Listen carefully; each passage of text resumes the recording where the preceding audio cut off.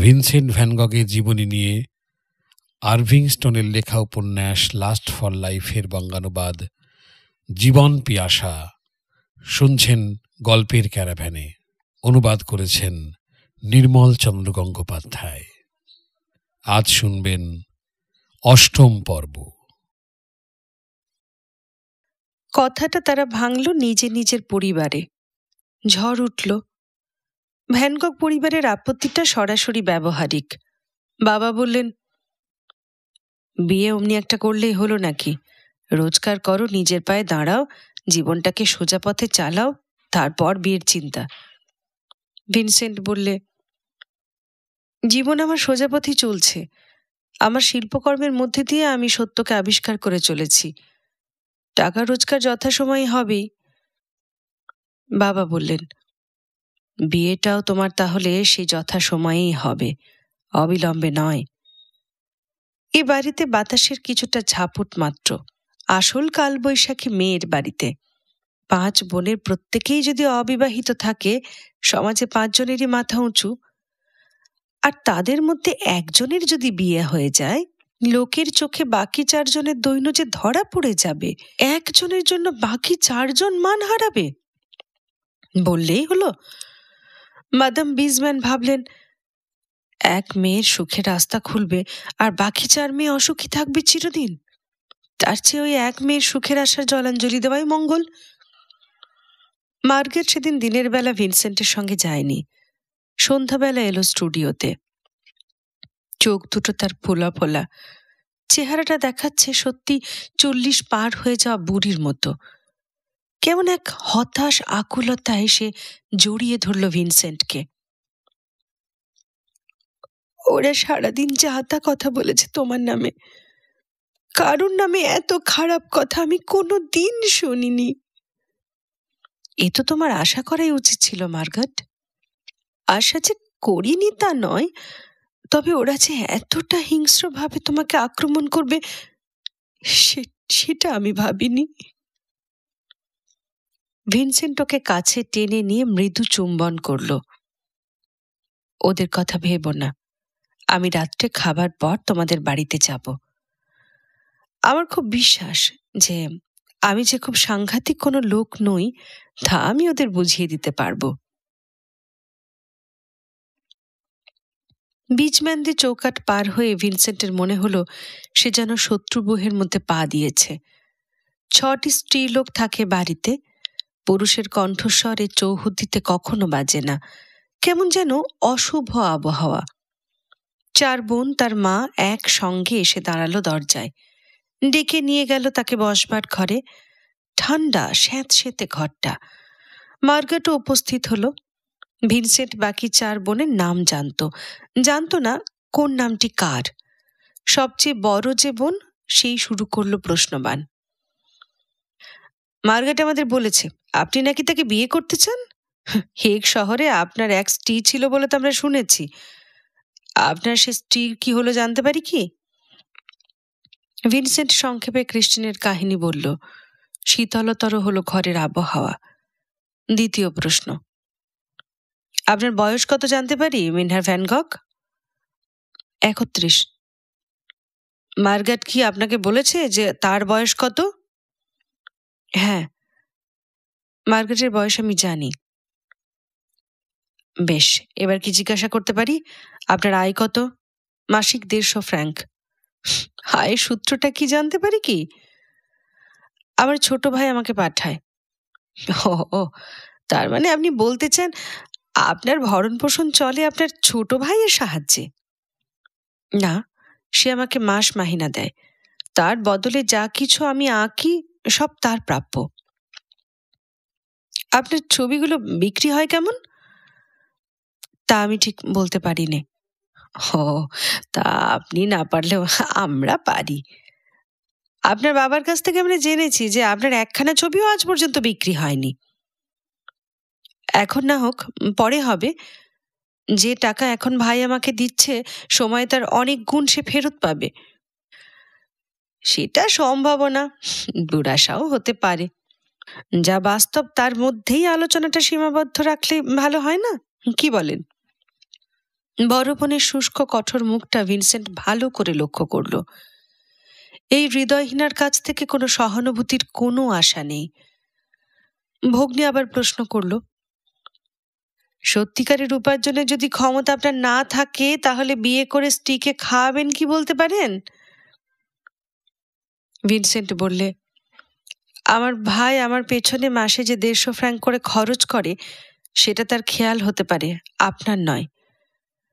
আপনার পক্ষে এই টাকাটা মাস মাহিনে, এটা আমি এমনি পাইনে, প্রচন্ড খেটে উপার্জন করতে হয়। একটু হিসেব করে চললে এই টাকাতে আমার আর মার্কেটের খুব ভালোভাবেই চলে যাওয়ার কথা। এতক্ষণে কথা বললে মার্কেট, প্রতিবাদ করল সে। তাই বা কেন? আমার নিজের টাকা নেই নাকি? বড় বোন ধমক দিয়ে উঠল, চুপ করো মার্গারেট, তোমাকে কথা বলতে হবে না এখানে। মা বললে, মনে রেখো মার্গারেট, আমাদের পরিচয়ে সম্মানহানি হয় এমন কোনো কাজ যদি তুমি করো তাহলে ও টাকা আমি বন্ধ করে দেব, সে অধিকার কিন্তু আমার আছে। হাসি পেল ভিনসেন্টের। এবার সে প্রশ্ন করলে, মার্গারেট যদি আমাকে বিয়ে করে তাতে কি আপনাদের পরিবারের সম্মানহানি হবে? মা বললে, আপনাকে আমরা খুবই কম জানি মিনহার ভ্যানগক, আর যেটুকু শুনেছি সেটা তো খুব বেশি সুখকর নয়। কদিন থেকে আপনি ছবি আঁকছেন? 3 বছর হলো। এতদিনে আপনি যে সফল শিল্পী হয়েছেন সে কথা তো বলা যাচ্ছে না, তা হতে আপনার আর কতদিন লাগবে তাও বলা যায় না। আচ্ছা, ছবি আঁকার আগে আপনি কি করতেন? অনেক কিছু। ছবির ব্যবসা করেছি, শিক্ষকতা করেছি, বই বিক্রি করেছি, ধর্মপ্রচারকের কাজ করেছি। এসবের কোনো কাজেই আপনি টিকতে পারেননি? তা নয়, আমি নিজেই ছেড়ে দিয়েছি। কেন? ওসব কাজে আমি উপযুক্ত ছিলাম না বলে। ছবি আঁকা ছাড়বেন আর কতদিনে? মার্গারেট চেঁচিয়ে উঠল, কখনো না। বড় বোন আলোচনার সমাপ্তি টানার ভার নিল। বললে, আমাদের মনে হয় মিনহার ভ্যানগক, মার্গারেটের মতো মেয়েকে বিয়ে করতে চাওয়া আপনার পক্ষে ধৃষ্টতা ছাড়া আর কিছু নয়। আপনার কোনো আভিজাত্য নেই, একটা পয়সা নেই বা রোজগার করার ক্ষমতাও নেই, কোনো ভদ্র রকমের কাজে লেগে থাকার মতো ধৈর্যও আপনার নেই। আপনার মতো বাউন্ডুলের হাতে আমাদের বোনকে আমরা তুলে দেব এ কথা ভাববার সাহসটুকু কি করে পেলেন সেটা ভেবেই আমরা আশ্চর্য হয়ে যাচ্ছি। ভিনসেন্ট ক্লান্ত স্বরে বললে, সব কথার পরে যে কথাটা থাকে সেটা হচ্ছে এই যে মার্গারেট আমাকে ভালোবাসে, আমি মার্গারেটকে ভালোবাসি। আমার কাছেও সুখী হবে। বছরখানেক এখানে আমরা থাকবো, তারপর ওকে নিয়ে আমি বিদেশে চলে যাব। ভালোবাসা ছাড়া, স্নেহ ছাড়া আর কিছু ও জীবনে আমার কাছ থেকে পাবে না। ভয় নেই আপনাদের। তীক্ষ্ণ গলায় চিৎকার করে উঠল আরেকটি বোন, বুঝেছি। তারপর ওকে আপনি দূর করে দেবেন, হেগে সেই মেয়ে মানুষটার মতো নতুন একজনকে জুটিয়ে নেবেন তারপর, তাই না? তৃতীয় বোন বললে, আসল কথা টাকার লোভ। মার্গারেটকে বিয়ে করে ওর টাকা কটা পাকাতে চান আপনি, তাই না? চতুর্থ বোন বললে, অত সোজা না। মার্গারেট যদি ওকে বিয়ে করে সব টাকা মা আটকে রাখবে আমাদের জন্য, তখন দেখা যাবে মজা। জল এলো মার্গারেটের চোখে। উঠে দাঁড়ালো ভিনসেন্ট। এর সঙ্গে কথা বাড়িয়ে লাভ নেই। সোজাসুজি মার্গারেটকে নিয়ে ইন্ডহোভেনে গিয়ে সেখানে তাকে বিয়ে করে প্যারিস যাত্রা করা ছাড়া আর কোনো উপায় নেই। এত শীঘ্র বাবার ছেড়ে যেতে তার ইচ্ছে নেই। এখানে তার এখনো অনেক কাজ বাকি, কিন্তু এই নিষ্ফলা নারীদের কবলে মার্গারেটকে পড়ে থাকতে হবে ভেবেই তার মন শিউরে উঠল।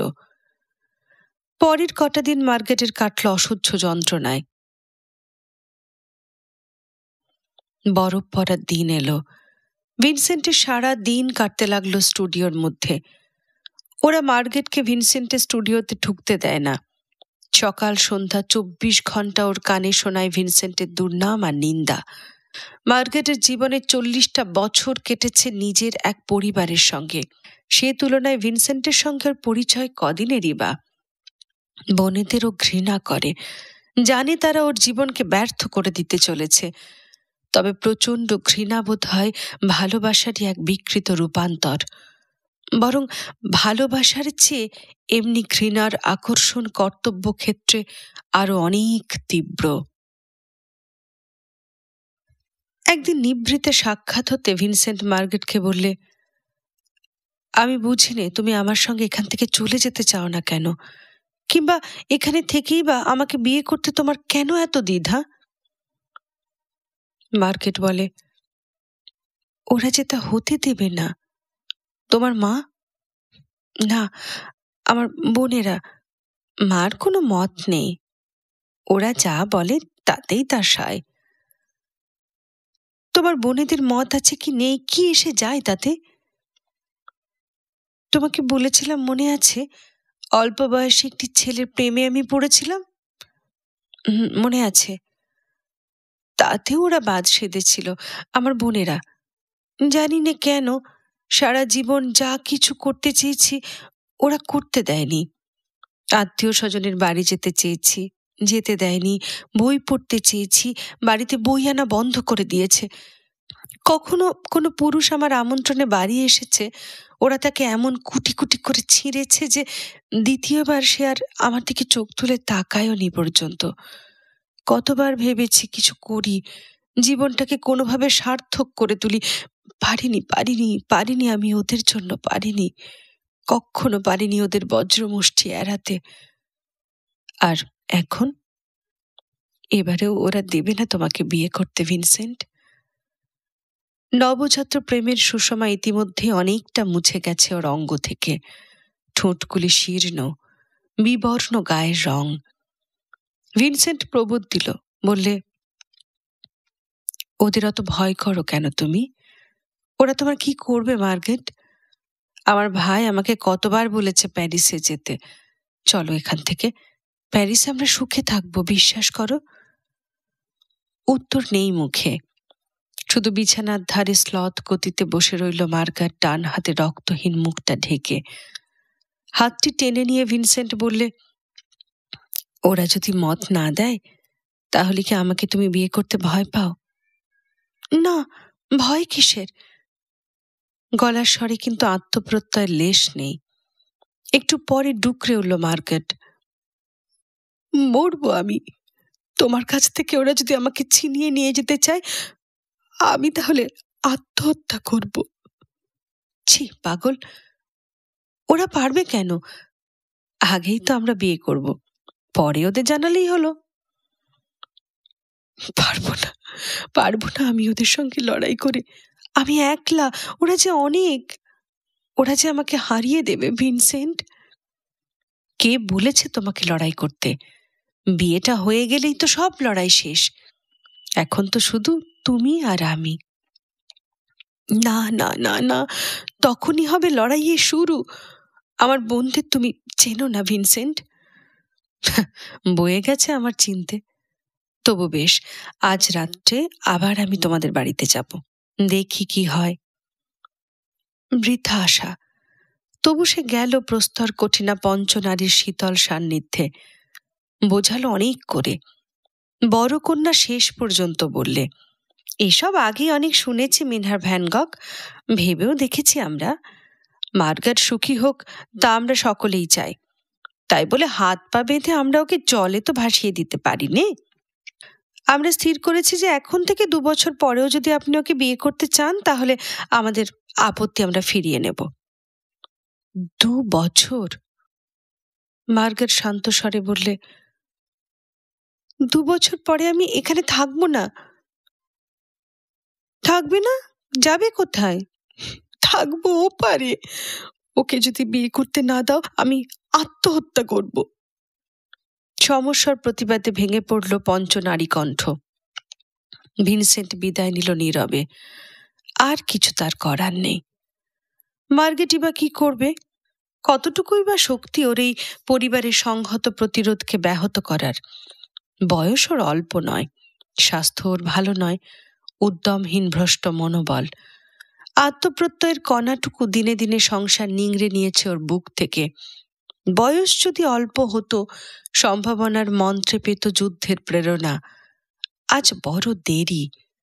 চোখে ফিরে এলো আগেকার ভীরু করুণ হতাশ দৃষ্টি। মুখের নবোদ্ভাসিত লাবণ্য গেল মুছে। টকে ফুটে উঠল নিহিত বলিরেখা। দেহ থেকে বিদায় নিল ক্ষণ বসন্তের আভা। ভিনসেন্ট বোঝে না মার্গেটকে নিয়ে সে করবে কি। ওর রূপের নির্বাপিত ক্ষীণদীপ্তির সঙ্গে সঙ্গে ওর প্রতি আকর্ষণও লুপ্ত হতে চলেছে। সত্যি সে যে ওকে ভালোবাসতে বা বিয়ে করতে মন থেকে চেয়েছিল তা কিন্তু নয়।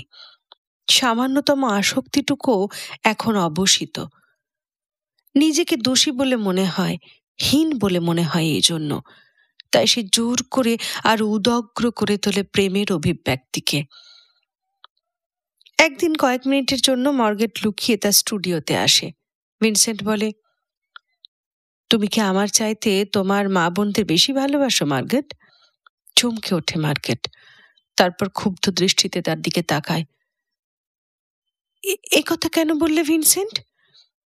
তাহলে আমাকে তুমি ত্যাগ করেছ কেন? ক্লান্ত শিশুর মতো মার্গেট আশ্রয় নিল ভিনসেন্টের বাহু বন্ধনে। কণ্ঠে তার সর্বহারা সুর। বললে, আমি তোমাকে যত ভালোবাসি তুমিও আমাকে তত ভালোবাসো। এই নির্ভর যদি থাকতো তাহলে সারা পৃথিবীর বিরুদ্ধে আমি দাঁড়াতাম ভিনসেন্ট। কিন্তু আমার ভালোবাসা তোমার কাছে দাম কতটুকু ভিনসেন্ট? মার্গাট, তুমি ভুল করছো। আমি তোমাকে ভালোবাসি। ভিনসেন্টের ঠোঁটে আঙুলের কোমল স্পর্শ রাখলো মার্গাট। না প্রিয়, ভালোবাসতে হয়তো চাও, এই মাত্র। দুঃখ করো না গো এই জন্য। আমি তোমাকে ভালোবাসি, এইটাই সত্য, এইটাই বড় কথা। তাহলে তুমি ওদের ছেড়ে দিয়ে নিজের পায়ে দাঁড়াও না কেন? ভয় পাও কেন তোমার ভালোবাসাকে? তোমার পক্ষে এই কথা বলা সহজ। তুমি শক্তিমান, তুমি যোদ্ধা। কিন্তু আমার সে শক্তি কোথায়? 40 বছর বয়স যার, এই নিউটনের গণ্ডির মধ্যে সারা জীবন যে কাটিয়েছে, সে কি আর যুদ্ধ করতে পারে? ভাঙবার সাহস কখনো যে পায়নি, আজ সে ঘটতে যাবে কোন ভরসায়? শোনো ভিনসেন্ট, এ যদি হতো যে তুমি চাও, তোমার চাওয়ার জন্য আমি প্রাণ দিতাম। কিন্তু এ যে আমি চাই ভিনসেন্ট। কত দেরি হয়ে গেছে, তুমি কি তা বুঝবে? নিজের চাওয়ার দাবিতে প্রাণ দেবার মতো প্রাণ কি আর আমার আছে? ফিসফিসি এলো মার্গেটের গলা। চিবুকের আঙুল দিয়ে ভিনসেন্ট ওর মুখখানি তুলে ধরল। অশ্রু ভারাক্রান্ত দুটি করুণ আঁখি। মার্গাট, প্রিয়তম আমার, কেন দ্বিধা করো? তোমার আমার দুটি প্রাণ সারা জীবনের জন্য এক হতে কি পারে না? তুমি শুধু হ্যাঁ বলো, তাহলেই তো হবে। আজ রাত্রে সবাই ঘুমিয়ে পড়লে বাড়ি থেকে বার হয়ে এসো। রাত্রিবেলা হেঁটে হেঁটে আমরা ইন্ডহোভেনে যাব, ভোরে ট্রেন ধরবো প্যারিসের। কোনো লাভ নেই ভিনসেন্ট। ওরা যেমন আমার অংশ, আমিও তেমন ওদের অংশ। অবিচ্ছেদ্য বন্ধন। তবে হ্যাঁ, শেষ পর্যন্ত আমি যা চাই তা পাবই। শেষ পর্যন্ত যাব আমার একলা পথে। ওরকম করে বলো না মার্গেট, তোমার দুঃখ আমি সইতে পারি নে। ভিনসেন্টের দিকে পূর্ণ দৃষ্টিতে তাকালো মার্গেট অশ্রুবিধৌত চোখে। প্রশান্ত হাসি হেসে বললে, না ভিনসেন্ট, দুঃখ নেই আমার। এতদিন ধরে যা চেয়েছিলাম তা তো পেয়েছি। জেনেছি ভালোবাসার সুখ কাকে বলে। ভিনসেন্ট চুম্বন করল। ওর ওষ্ঠে অশ্রুর লবণাক্ত স্বাদ। একটু পরে মার্গেট বললে, তুষার পড়া তো বন্ধ হয়েছে। কাল সকালে মাঠে ছবি আঁকতে যাবে না? হ্যাঁ, যাব। কোন দিকে যাবে? বিকেলে দেখা করব তোমার সঙ্গে। পরদিন ভিনসেন্ট মাঠে কাজ করল সারাদিন। সন্ধ্যা ঘনিয়ে এলো। ধূসর আকাশে সূর্যাস্তের সোনা প্রান্তর প্রান্তে কোথাও লাল গুল্মের আভা। চক্রবালকে আড়াল করে কোথাও অন্ধকার অরণ্য, কোথাও ছায়া ছায়া কুটিরের কালো রেখা। সামনে সবুজ মাঠ, মাঝে মাঝে চষা ক্ষেতের কালো মাটি, খানাখন্দের ধারে ধারে নলখাগড়া রাশি, আকাশপানে বাহু বাড়ানো শীর্ণ পপলারের ডাল। মার্গাট এসে পৌঁছল। প্রথম যেদিন দেখা হয়েছিল সেদিনের মতো শুভ্র পোশাক তার পরনে, কাঁধে জড়ানো একটি রঙিন স্কার্ফ, গালে লেগেছে সামান্য রক্তিম আভা। হঠাৎ যেন আবার তাকে ছুঁয়েছে পুরনো যৌবন জ্যোতি। হাতে তার ছোট্ট একটা সেলাইয়ের বাক্স। দু হাতে ও গলা জড়িয়ে ধরল ভিনসেন্টের। উদ্দাম ওর বুক, চোখ থেকে খুঁজে গেল বিধুর বেদনার আভাস। কি হলো মার্গেট, কিছু একটা ঘটেছে নাকি? কিছু না, আবার তোমার কাছে এসেছি, খুব খুশি লাগছে। কিন্তু এমনি পাতলা পোশাক পরে বার হয়েছ কেন? ঠান্ডা লাগবে যে। এই কথার কোনো উত্তর দিল না মার্গেট। একটু থেমে বললে, ভিনসেন্ট, যত দূরেই তুমি যাও আর যত দূরে আমি যাই তোমার কাছ থেকে, একটি কথা কিন্তু চিরদিন মনে রেখো। বলো, রাখবে তো? কি কথা মার্গেট? ভালোবেসেছিলাম তোমাকে। এত ভালোবাসা কোনো মেয়ে তোমাকে সারা জীবনে বাসবে না ভিনসেন্ট। শুধু শুধু এই কথাটি মনে রেখো তুমি। কাঁপছো কেন এত তুমি? ও কিছু না, কত দেরি হয়ে গেল, ছুটতে ছুটতে আসছি যে। তোমার কাজ শেষ হয়েছে? হ্যাঁ, এই একটু বাকি। বেশ তো, সেরে নাও। আমি চুপটি করে তোমার পেছনে বসে থাকি। বাধা দেবো কেন তোমার কাজে? কখনো কি আমি তোমাকে বাধা দিতে চেয়েছি? চেয়েছি শুধু চুপটি করে ভালোবাসতে, তাই না ভিনসেন্ট? কি উত্তর দেবে? কথা খুঁজে পেল না ভিনসেন্ট। মার্গার স্কার্ফটা গলায় জড়িয়ে নিল। বললে, কাজে মন দেবার আগে একবার শুধু একটি চুমু খাও। সেদিন তোমার সেই স্টুডিওয় যেমনি করে চুমু খেয়েছিলে, যেদিন সব ভালোবাসায় নিয়েছিলে আমায়, ঠিক তেমনি করে একটা চুমু খাও। সূর্য অস্ত গেল। দিগন্তব্যাপী প্রদোষ অন্ধকার, নিবিড় নিস্তব্ধ শান্তি। ভিনসেন্ট তুলির শেষ রেখাকটি বোলাতে লাগলো ক্যানভাসে। পশ্চাতে প্রতীক্ষা মানা মার্গেট। হঠাৎ সামান্য একটু শব্দ, বোতল খোলার। মার্গাট একটা চাপা আর্তনাদ করে হাঁটুতে ভর দিয়ে উঠবার চেষ্টা করল। পর মুহূর্তে প্রচণ্ড আক্ষেপে লুটিয়ে পড়ল মাটিতে। লাফিয়ে উঠে ওর সামনে এসে ঝুঁকে পড়ল ভিনসেন্ট। চোখ দুটি ওর বন্ধ, নীরব ঠোঁটে কেমন একটি বিচিত্র হাসি।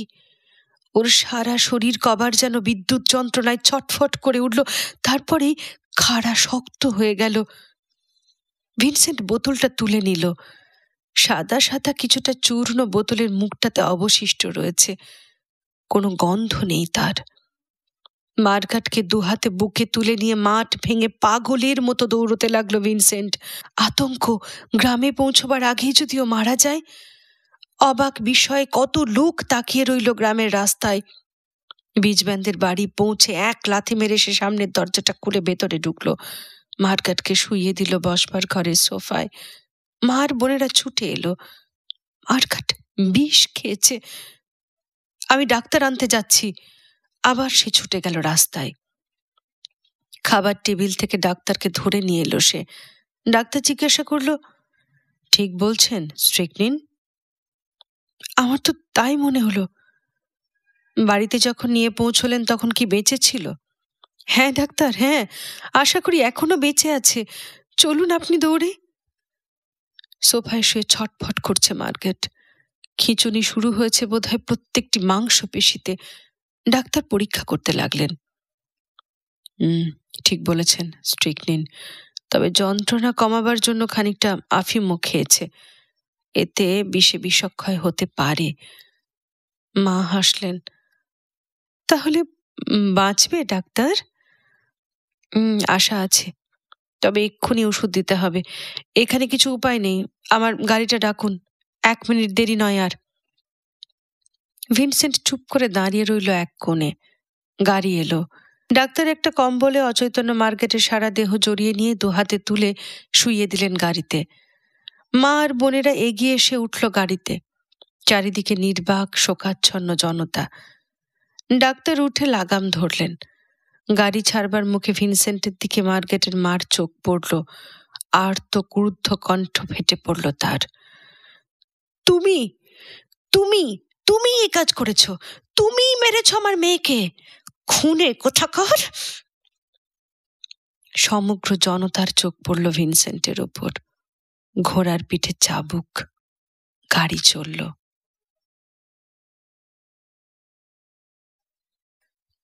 ভিনসেন্টের মার হাঁটু ভাঙার আগে গ্রামের লোকজন তাকে সন্দেহের চোখেই দেখত, কেননা তার জীবনযাত্রাকে তারা ঠিক বুঝতে পারত না। এর বেশি নয়, তার উপর প্রত্যক্ষ বিতৃষ্ণা কারুর ছিল না। কিন্তু এই ঘটনার পর তাকে ঘিরে তার চারিদিকে ভেঙে পড়ল ক্রুদ্ধ আক্রোশের সর্পিল তরঙ্গ।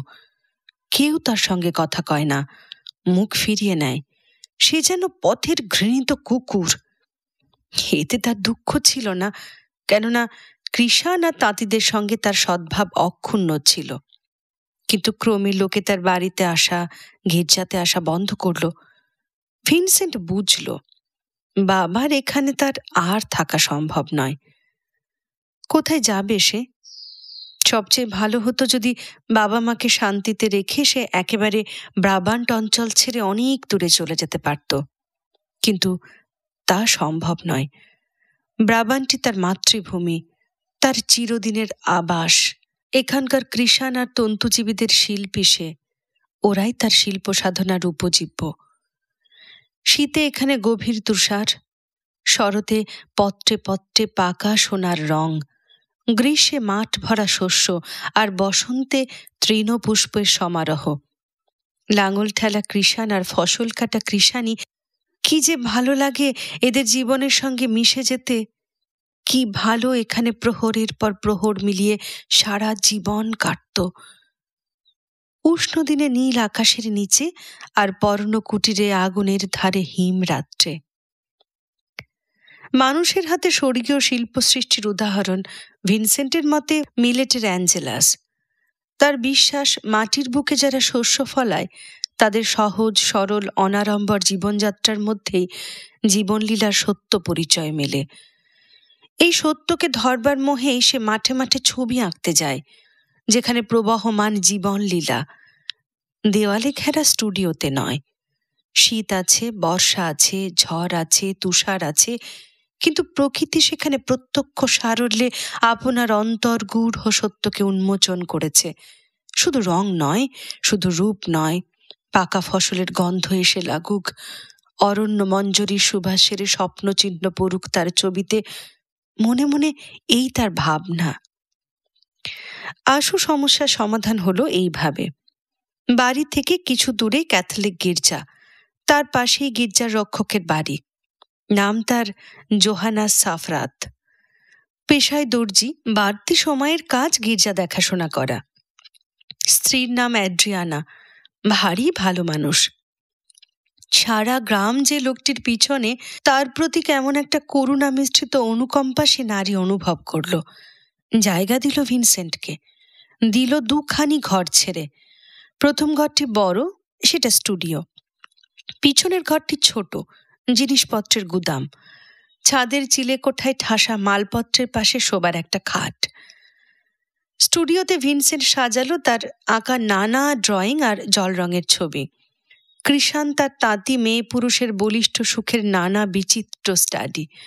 বন্ধুত্ব করলো ভাই করের সঙ্গে। তার সঙ্গে ঘুরে ঘুরে সংগ্রহ করলো প্রায় 30 রকম পাখির বাসা, ছোট ছোট গদি আর নানা রঙের শ্যাওড়া আর নুড়ি, মাকু, চরকা, কাস্তে, কোদাল, শ্রমিকের পুরনো টুপি, বুট জুতো, কয়েকটা গ্রাম্য বাসনপত্র। সাজিয়ে রাখলো স্টুডিওর এক দেওয়ালে একটা হাতে তৈরি খোলা আলমারিতে। ঘরের এক কোণে টবে পুঁতে দিল ছোট্ট একটা চারা গাছ। গ্রাম্য জীবনের ছোটখাটো অসংখ্য নিদর্শন যেন স্টুডিওতে ঢুকলেই চোখে ভাসে। কাজ করতে শুরু করলো অনেকটা নিশ্চিন্ত মনে। তবু বাইরে যখন কাজ করে প্রকৃতিতে বাজে হাহাকার। ঘরে ফিরলে মনে হয় নিঃসঙ্গ স্টুডিও যেন কারাগার। মার্চ মাসে একটা মস্ত দুর্ঘটনা ঘটল। কর্নেলিয়াস অনেক পথ হেঁটে একজন অসুস্থ গ্রামবাসীকে দেখতে গিয়েছিলেন। ফিরে এসে বাড়ির দরজার সিঁড়িতে তিনি হোঁচট খেয়ে পড়ে গেলেন, আর উঠলেন না। অ্যানা কর্নেলিয়া ছুটে এসে দেখেন দেহে প্রাণ নেই। গির্জার পাশে গোরস্থানেই কর্নেলিয়াসের দেহ সমাধিস্থ করা হলো। এই ব্যাপারে থিও এলো প্যারিস থেকে। রাত্রিবেলা দু ভাইয়ের কথা হচ্ছিল ভিনসেন্টের স্টুডিওতে বসে। সাংসারিক কথাবার্তা শেষ হওয়ার পর কাজের কথা এলো। থিও বললে, জানো, একটা নতুন কোম্পানি আমাকে চাইছে, 1000 ফ্র্যাঙ্ক মাইনে দেবে বলছে। ভিনসেন্ট বললে, বাহ, নেবে নাকি? না বোধহয়। আমার ধারণা নতুন কোম্পানিটার আসল লক্ষ্য পয়সা লোটা, সেছাড়া আর কিছুই নয়। কিন্তু তুমি যে লিখেছিলে আজকাল গলিপস, হ্যাঁ, মোটা লাভের পেছনে ছুটছে বই কি, তবে কিনা এদের সঙ্গে আমি 12 বছর আছি। কয়েকটা ফ্র্যাঙ্কের লোভে নতুন মনিবের কাছে কেন যাব বলো তো? হয়তো কদিন পরে ওদের কোনো ব্রাঞ্চ অফিসের ভার আমার ওপর পুরোপুরি ছেড়ে দেবে ওরা। তা যদি করে তাহলে আমি ইমপ্রেশনিস্টের ছবি বিক্রি করতে পারবো। ইমপ্রেশনিস্ট? কোথায় যেন নামটা পড়েছি। ওরা কারা? ওরা হচ্ছে প্যারিসের তরুণ চিত্রকরের দল। এডওয়ার্ড মানে ডেগাস, ব্রেনোয়া, ক্লড মানে সিসলে, কোরবেট, লোট্রিক, গগা, সেজান, সিউরাত, এরাই সব। ইমপ্রেশনিস্ট নামটা পেল কোথায়? 1874 সালে নাদারের একটা প্রদর্শনী থেকে। ওতে মনের একটা ছবি ছিল, নাম ইমপ্রেশন। লুই লেয়ার বলে একজন সমালোচক লিখেছিল ওটা ইমপ্রেশনওয়ালাদের এক্সিবিশন। সেই থেকে ইমপ্রেশনিস্ট নামটা চালু হয়ে গেছে। কিরকম রঙে ওরা কাজ করে? ঘন না পাতলা? পাতলা বললে একটু ভুলই হবে, জল জলে রং। অন্ধকারকে ওরা ডরায়। তাহলে ওদের সঙ্গে আমার পোষাবে না। আমি যদি রং বদলাই তাহলে ঘন রঙের দিকেই যাব। প্যারিসে গেলে হয়তো তোমার মতও বদলাবে। তা হয়তো বদলাবে। আচ্ছা, বিক্রি হয়? মানের 2-1টি ছবি কেটেছে, আর কারুর নয়। বাহ, চলে কি করে ওদের? তা বলা শক্ত। ওরা ভাবে বুদ্ধি বেচে খায়, এটুকু বলা যেতেই পারে। রুশো বলে একজন শিল্পী ছোট থেকে মেয়েদের বেহালা বাজানো শেখায়। গগা তার স্টক এক্সচেঞ্জের পুরনো বন্ধুদের কাছে ধার কার্য করে। সিওরায়েত মার কিছু পয়সা টয়সা আছে, সেজানকে খাইয়ে পরিয়ে রেখেছে ওর বাবা। তারা সবাই কোথা থেকে কি জোটায় খুব ভালো করে বলতে পারবো না। তুমি এদের সবাইকে চেনো থিও? আস্তে আস্তে আলাপ করছি। লে মেসিওর্সের কর্তাদের অনেক করে ধরেছিলাম গুলিব গ্যালারির একটা কোণে ওদের কয়েকটা ছবি রাখতে। তা ইমপ্রেশনিস্টদের ছবি লাঠির আগায় দিয়ে ছুঁতে ওরা রাজি নয়। এইসব শিল্পীদের সঙ্গে আলাপ করতে পারলে বেশ হতো, তাই না থিও? সত্যি, অন্যান্য শিল্পীদের সঙ্গে আমার আলাপ পরিচয় করার কোনো ব্যবস্থাই তুমি করছো না কিন্তু। বাহ, তাহলে প্যারিসে থাকবে চলো আমার সঙ্গে। শেষ পর্যন্ত যেতেই তো হবে। না না না না, এখন আমি তৈরি হইনি থিও। এখানে কিছু কাজ আমার বাকি আছে যে। তাহলে আর আমাকে দোষ দিও না। এবারে ভিনসেন্ট কাজের কথা পারল। বললে, কিন্তু একটা কথা আমি বুঝতে পারিনি থিও, তুমি আমার একটা ছবি বা একটা ড্রয়িংও আজ পর্যন্ত বিক্রি করনি, চেষ্টাই করনি বোধ হয়। সত্যি করিনি। কেন বলো তো? আমি তোমার কাজ ওখানকার ভালো ভালো চিত্র সমালোচকদের দেখিয়েছি। তাদের মতে, ওহো, রেখে দাও তোমাদের সমালোচকদের কথা। তাদের মত আর মন্তব্যের ধরন আমার জানা আছে থিও। ছবির সত্যিকারের অন্তর্নিহিত যা গুণ তা কখনো ওদের চোখে পড়েছে কি? তারা তো শুধু বাঁধা বুলি কপচায়। আমার ঠিক তা মনে হয় না ভিনসেন্ট। তোমার ছবি প্রায় বিক্রির উপযুক্ত হয়ে এসেছে, তবে কিনা উফ, আর পারি নে। ইডেন থেকে প্রথম যখন তোমাকে স্কেচ পাঠিয়েছিলাম তখনও ঠিক এই কথাটাই তুমি আমাকে চিঠিতে লিখেছিলে, মনে পড়ে? কথাটা মিথ্যে নয় ভিনসেন্ট। প্রত্যেকবার তুমি আমাকে তোমার কাজ পাঠাও, প্রত্যেকবার আমি উৎসুক আগ্রহে সেগুলো দেখি। প্রত্যেকবারই আমার মনে হয় এই তুমি পৌঁছলে বলে, কিন্তু প্রত্যেকবারই আবার আমার মনে হয় আরো যেন একটু দেরি আছে।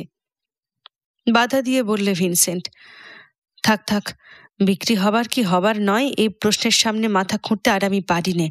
যা ভালো তাই তুমি করো। থিও বললে, ব্যাস, না তো কি, তুমি বলেছ এখানে তোমার এখনো কাজ আছে, বেশ কাজ করে যাও না। যত শীঘ্র পারো প্যারিসে আসবার চেষ্টা করো, ওখানে গেলেই ঠিক হবে অনেক কিছু। ইতিমধ্যে গোটা কতক ছবি পাঠাও, স্টাডি নয়, স্টাডি আজকাল কেউ কেনে না। ভিনসেন্ট বললে, হায় রে, কোথায় যে স্টাডি শেষ আর কোথায় যে ছবির শুরু তা যদি বুঝতাম। বাবার মৃত্যুর আগে ভিনসেন্ট মাঝে মাঝে রাত্রে খাবার সময় ঘণ্টাখানেকের জন্য বাড়ি যেত। কর্নেলিয়াসের শেষকৃত্যের পর বোন এলিজাবেথ স্পষ্টই জানিয়ে দিল এ বাড়িতে পা না দেওয়াটাই বাঞ্ছনীয়। কেননা হাজার হোক, বাবা না থাকলেও তার পরিবারের সম্রাটটা আছে। মাও দেখলেন ছেলে তো তার নিজের ভাগ্যের জন্য নিজেই দায়ী, পিতৃহীনা মেয়েদের দিকেই তাকে এখন দেখতে হবে। ফাঁকা হয়ে গেল। নিউনেনে আর বন্ধু বলতে কেউ রইল না। আবার অসহ্য একাকিত্ব। মানুষ আঁকা ভিনসেন্ট ছেড়ে দিল, চেষ্টা করল শুধু প্রকৃতি আঁকতে। সব ভুল হতে লাগলো প্রথম থেকে।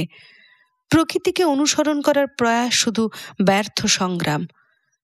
পরে সে নিজের প্যালেটের রঙের সঙ্গে সন্ধি করল, আঁকতে লাগলো খেয়াল খুশি মতো। প্রকৃতি হার মেনে নিজেই আসতে লাগলো তার সাধনার পিছনে পিছনে। কিন্তু প্রকৃতি মানুষ নয়, মানুষ থেকে সে বিচ্ছিন্ন সমাজে। শিল্পেও সেই সার্বিক একাকিত্বের বেদনা যখন যন্ত্রণার মতো বাজে, তখন উইসেনব্রাকের স্টুডিওতে পুরনো সেই ঘটনার কথা মনে পড়ে। মনে পড়ে উইসেনব্রাকের দুঃখ প্রশস্তির তিক্ত কঠোর কথা, উইসেনব্রাকের সেই দার্শনিক তত্ত্ব আর প্রিয় শিল্পী মিলেটের ভাষাতেও স্পষ্ট উচ্চারিত। বেদনাকে রুদ্ধ করতে আমি চাইনি, কেননা আমি জানি এই বেদনায় শিল্পীর বলিষ্ঠতম আত্মপ্রকাশের উৎসুক। গিগ্রুট নামে একটি কৃষক পরিবারের সঙ্গে ভিনসেন্টের আলাপ হলো। পরিবারে আছেন মা, বাবা, একটি ছেলে ও 2 কন্যা। সবাই মাঠে কাজ করে। নিগ্র জাতীয় এদের মুখ, মোটা বড় নাসারন্ধ্র, চ্যাপ্টা নাক, ফুলো ফুলো ঠোঁট, লম্বা কান, সরু ছুঁচলো মাথা, কপাল থেকে চিবুক পর্যন্ত সারা মুখটা যেন মাথা থেকে সামনের দিকে ঝুলে এসেছে। বাড়ি বলতে একটিমাত্র ঘর, তাতেই সারা পরিবারের আস্তানা। আলু সর্বস্ব জীবন ডি গ্রুট পরিবারের। তারা আলুর চাষ করে, আলুই তাদের প্রধান আহার্য। রাত্রিবেলা হয়তো 2-1 টুকরো মাংস ওই আলুর সঙ্গে পেটে পড়ে, গলায় ঢালে কিছুটা কালো কফি। বড় মেয়েটি সপ্তদশী, মোটামুটি মিষ্টি চেহারা, নাম স্টিয়েন। ভিনসেন্ট প্রায় প্রতি সন্ধ্যাতেই ওদের বাড়ি যায়। ওদের আঁকে, সবচাইতে খুশি স্টিয়েনেতে। বলে, দেখো কাণ্ড, আমাকে আঁকবেন? শহুরে বিবি নাকি আমি? দাঁড়ান দাঁড়ান, তাহলে বোনেরটা একটু চড়িয়ে আসি। না স্টিয়েন, এমনিতেই তুমি খুব সুন্দর। সুন্দর আমি? হাসিতে ফেটে পড়ে দেহাতি মেয়ে, চকচক করে ওঠে দাঁত, ঝলকিয়ে ওঠে বড় বড় চোখ। যে জীবন মাটির সঙ্গে অবিচ্ছেদ্যভাবে জড়িত, তারই প্রতিচ্ছবি মেয়েটির মুখের বলিষ্ঠ সরল ভাবে। ও যখন হেঁট হয়ে মাটি থেকে আলু খুঁড়ে খুঁড়ে তোলে, ওর দেহরেখায় ভিনসেন্ট যে স্বভাবজ লালিত্যের আভাস দেখে, তা কের মতো সুন্দরীর মধ্যেও সে পায়নি। ভিনসেন্ট হৃদয়ঙ্গম করেছে যে মনুষ্যদেহ আকার অন্তর্নিহিত গুণটা হচ্ছে তার চলমানতা, স্থাণুর দেহের ভূষণ নয়। কর্মের মধ্যে, চঞ্চলতার মধ্যেই দেহের বাস্তব বৈশিষ্ট্যের প্রকাশ। প্রাচীন শিল্পীদের দোষ ছিল এই যে তাদের আঁকা মনুষ্য দেহগুলি ছিল কর্মহীন, জীবন সম্পর্কহীন, প্রস্তর স্থাণু। এই ডি গ্রুট পরিবারের কত যে স্কেচ ভিনসেন্ট করলো তার ইয়ত্তা নেই। যখন তারা মাঠে কাজ করছে, যখন তারা ঘরের কাজ করছে, দিনান্তে যখন টেবিলে সবাই মিলে বসে আলু সেদ্ধ নৈশভোজ খাচ্ছে, এমনি স্কেচের পর স্কেচ। স্টিয়েন মেয়েটা যখনই সে আঁকে তার পিঠের কাছে ঝুঁকে পড়ে দেখে আর ঠাট্টা গল্প করে। রবিবার দিন কখনো কখনো ফর্সা জামা পরে ভিনসেন্টের সঙ্গে সে মাঠে বেড়াতে যায়। চাষির মেয়ের পক্ষে এই আনন্দটা কম নয়। একদিন এমনি বেড়াতে বার হয়ে সে প্রশ্ন করলো ভিনসেন্টকে, আচ্ছা, মার্গারেট বিচম্যান আপনাকে সত্যি ভালোবাসত? সত্যি বই কি। তাহলে আত্মহত্যা করতে গেল কোন দুঃখে? তার কারণ ওর পরিবার কিছুতেই আমার সঙ্গে ওর বিয়ে দিতে রাজি হলো না। বা এই জন্য? চটুল যুবতী কটাক্ষ এনে বললে, আমি হলে কি করতাম জানেন? বিয়ে হলো না তো বইয়েই গেল, তার জন্য আত্মহত্যা করতাম বুঝি? তার বদলে প্রেমটাই করে বসতাম। বলুন তো, তাই ঠিক হতো না? ভিনসেন্টের মুখের উপর খিলখিল হাসির ঝঙ্কার তুলে স্টিয়েন দৌড় দিল পাইন কুঞ্জের দিকে। পাইন বনে তারা সারাটা দিন কাটালো, কখনো শুয়ে বসে, কখনো ছোটাছুটি করে। উচ্চকিত হাসি স্টিয়েনের, কারণে অকারণে খুশির দমকে সে লুটোয়। হাসির চিৎকারে দৃষ্টি আকর্ষণ করে অন্য সব পথচারীর। ভিনসেন্টের সঙ্গে দিনে দিনে স্টিয়েনের সম্পর্কটাই হয়ে উঠল এমনি হাসির আর খেলার, সোহাগের আর ছেলে মানুষের আবদারের। মাঠে বেড়াতে গিয়ে খেলার খেয়ালে সে কুস্তি লড়ে যায়, চেষ্টা করে ভিনসেন্টকে চিৎ করে তার বুকের উপর চড়ে বসতে। ঘরে দুজন থাকে, ভিনসেন্টের কোনো আঁকা পছন্দ না হলে হাত থেকে কেড়ে নিয়ে হয় তার উপর কালি ঢেলে দেয়, না হয় সেটাকে ছিঁড়ে টুকরো টুকরো করে ফেলে দেয় আগুনের মধ্যে। কখনো কখনো সে তার স্টুডিওতে পোজ করতে আসে, আর যখন ফিরে যায় সারা স্টুডিওর তখন সম্পূর্ণ অগোছালো বিপর্যস্ত অবস্থা। গ্রীষ্ম থেকে শরৎ শেষ পর্যন্ত কাটল, তারপর শীত, বাইরে তুষার, আবার শুধু ঘরে বসে কাজ করার দিন। নিউনেনের মতো গ্রামে স্টুডিওতে এসে তার সামনে পোজ করে বসার মতো লোকের সংখ্যা ছিল খুবই কম, পয়সা দিলেও তাই। এ ব্যাপারে সবচেয়ে সাহায্য পেল ডি গ্রুট পরিবারের কাছ থেকে। সন্ধেবেলা পরিবারের সকলেই যখন খাওয়ার টেবিলে জড়ো হয় তখন ভিনসেন্টও প্রায় গিয়ে স্কেচ করে ওদের। যে লোক ধর্মবিশ্বাসী নয় তার উপর আবার ছবি আঁকিয়ে এমনি লোক গির্জার পরিদর্শকের বাড়িতে ভাড়াটে হিসেবে থাকে। ক্যাথলিক ধর্মযাজক গোড়া থেকেই ব্যাপারটা পছন্দ করেননি, কিন্তু ভিনসেন্টের ভদ্র সম্ভ্রমপূর্ণ ব্যবহারের জন্য স্পষ্ট আপত্তি করাও তার উপায় ছিল না। একদিন খুব উত্তেজিত অবস্থায় সাকরাত ভিনসেন্টের স্টুডিওতে এসে ঢুকলেন। ফাদার পাওয়েলস এসেছেন, এক্ষুনি আপনার সঙ্গে দেখা করতে চান। ফাদার অ্যাড্রিয়ান পাওয়েলস ক্যাথলিক গির্জার পাদ্রী, মস্ত বড় চেহারা, লাল টকটকে মুখ। স্টুডিওতে ঢুকে চারিদিকে তাকিয়ে একটু ঘাবড়ে গেলেন তিনি। এমন অদ্ভুত জায়গায় তিনি কখনো পা দেননি জীবনে। ভিনসেন্ট তাড়াতাড়ি সামনে এসে খাতির করে বললেন, আসুন আসুন ফাদার, কি করতে পারি আপনার জন্য? কিছুই পারো না, তবে আমি তোমার জন্য কিছু করব বলেই এখানে এসেছি। বলুন ফাদার। বললে শুনবে, যা বলবো তা জানবে। আমার দিক থেকে যা করবার আমি তাহলে করব, কোনো বাধা তোমার হবে না। কি ব্যাপার, কিসের বাধা? শোনো, মেয়েটা ক্যাথলিক আর তুমি প্রটেস্ট্যান্ট, তবু বিশপের কাছ থেকে বিশেষ বিধান নিয়ে আমি আসব। সপ্তাহখানেকের মধ্যেই বিয়েটা শেষ করে ফেলতে হবে, কেমন? আরো দুপা সামনে এগিয়ে এসে ফাদার পাওয়েলসের মুখের দিকে ভালো করে তাকালো ভিনসেন্ট। এক মুহূর্ত পরে বললে, আপনার কথা আমি কিছুই বুঝতে পারছি না ফাদার। খুব পারছ, এখন আর ভান করে খোকা সেজে থাকতে হবে না। স্টিয়েন ডি গ্রুটের পেটে সন্তান এসেছে, পরিবারের মান সম্মানটা তো পথের ধুলোয়। কি সর্বনাশ, কি অন্যায়! সর্বনাশ, অন্যায় শুধু মুখের কথা, এর প্রতিবিধান করতে হবে না? কিন্তু আপনি ঠিক জানেন ফাদার, কোথাও ভুল হয়নি তো আপনার? প্রত্যক্ষ প্রমাণ হাতে নিয়ে আমি কাউকে অভিযুক্ত করি নে। আর স্টিয়েন? তাহলে স্টিয়েন আপনাকে বলেছে যে আমি এর জন্য দায়ী? না, তা অবশ্য বলেনি। নিজের মুখে কিছুতেই সে নামটা ভাঙতে চায়নি। তাহলে তার গর্ভের সন্তানের পিতৃত্বের সম্মানটা আপনি আমাকে কেন দিচ্ছেন ফাদার? গ্রাম শুদ্ধ লোক তোমাদের একসঙ্গে দেখেছে। তোমার স্টুডিওতেও প্রায় আসে না? হ্যাঁ, আসে। রবিবারে রবিবারে ওকে নিয়ে তুমি মাঠে বেড়াতে যাও না? হ্যাঁ, তাও যেতাম বই কি। এর বেশি প্রমাণের আর দরকার আছে? কয়েক মুহূর্ত স্তব্ধ হয়ে রইল ভিনসেন্ট। তারপর আস্তে আস্তে বলল, খুব দুঃখিত হলাম ফাদার। বিশেষ করে স্টিয়েন মেয়েটি বড় ভালো, খুব বন্ধু আমার।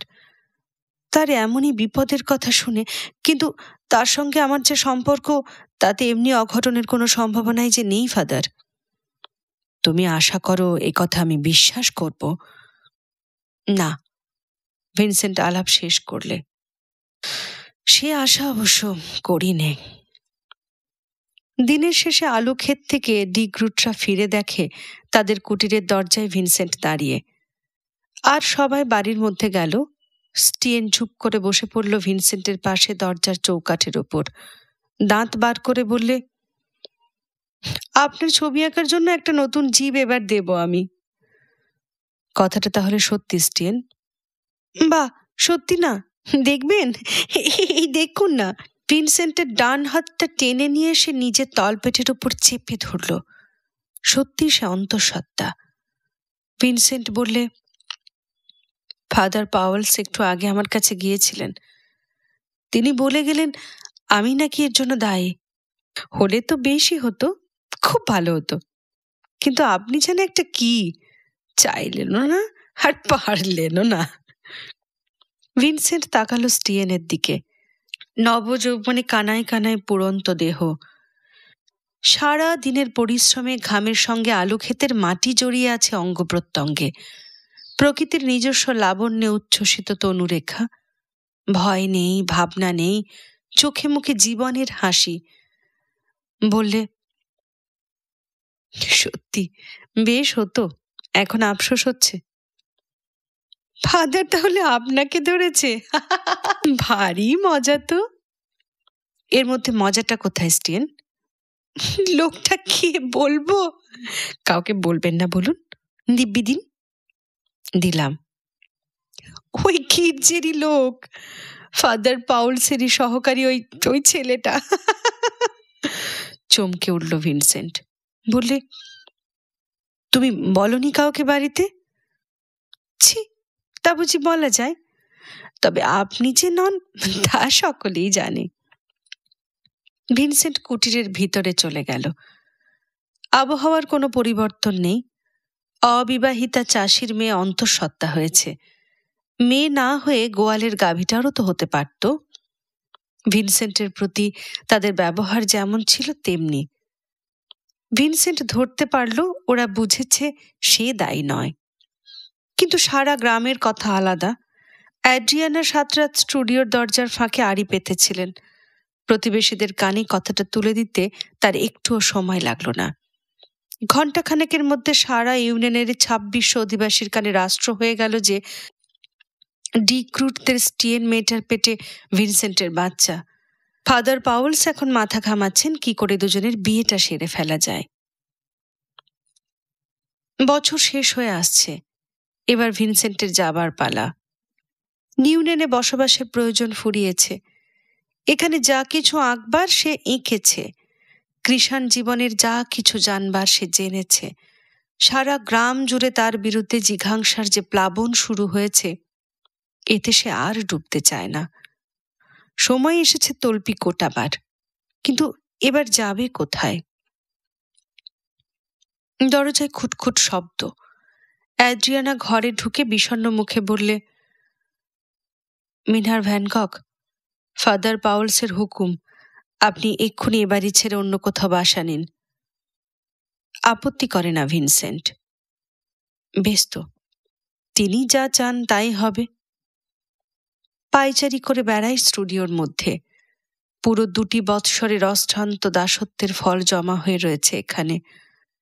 তাঁতি আর তাঁতিনী, তাদের তাঁত আর মাকু, ঘর আর উঠোন, মাঠের কিষান কিষানি, বাগানের বেড়ার ছাঁটা গাছের সার, অরণ্য প্রান্তরে সকাল থেকে সূর্যাস্ত পর্যন্ত আলো ছায়ার পরিবর্তমান লীলা, কত ছবি, কত অসংখ্য স্কেচ, কত বিচিত্র বর্ণালী।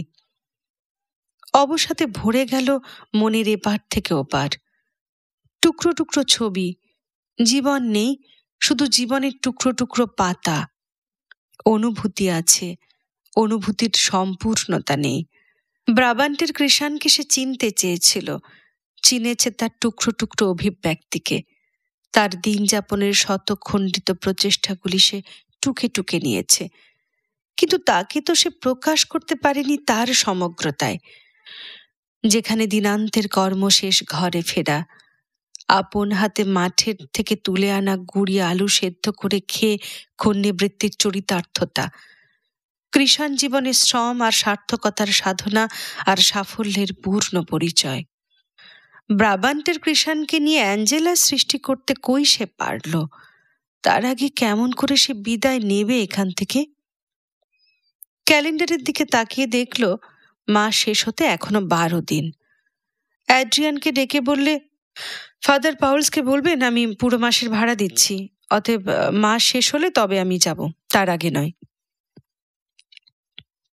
ইজেল রং, ক্যানভাস, তুলি সব গুছিয়ে নিয়ে ভিনসেন্ট চলল ডিক্রুটের কুটিরে। কেউ তখন বাড়ি নেই। ঘরের ভিতরটার একটা পেন্সিল স্কেচ করতে শুরু করলো সে।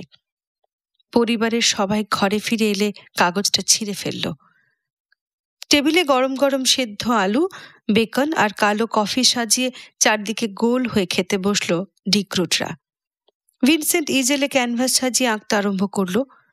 সবাই যখন শুতে গেল তখন সে ফিরে এলো বাড়িতে। সারা রাত সে ছবিটা নিয়ে খাটল। ঘুমিয়ে পড়ল সকালের দিকে। জেগে উঠে হিংস্র হতাশায় সে ছবিটা ছিঁড়ল কুটি কুটি করে, আবার চলল ডিক্রুটদের আস্থানায়। সন্ধেবেলার ওই আলু আর কফি খাওয়া ওই ডিক্রুটদের প্রাত্যহিক পরিশ্রমের ফসল। সারা জীবন ধরে অমনি একই ভঙ্গিতে টেবিলের ধারে বসে খেয়ে এসেছে, খাবে জীবনের শেষ দিন পর্যন্ত। তারা চিরন্তন, ওই কৃষিজীবী মাটির সন্তানের দল।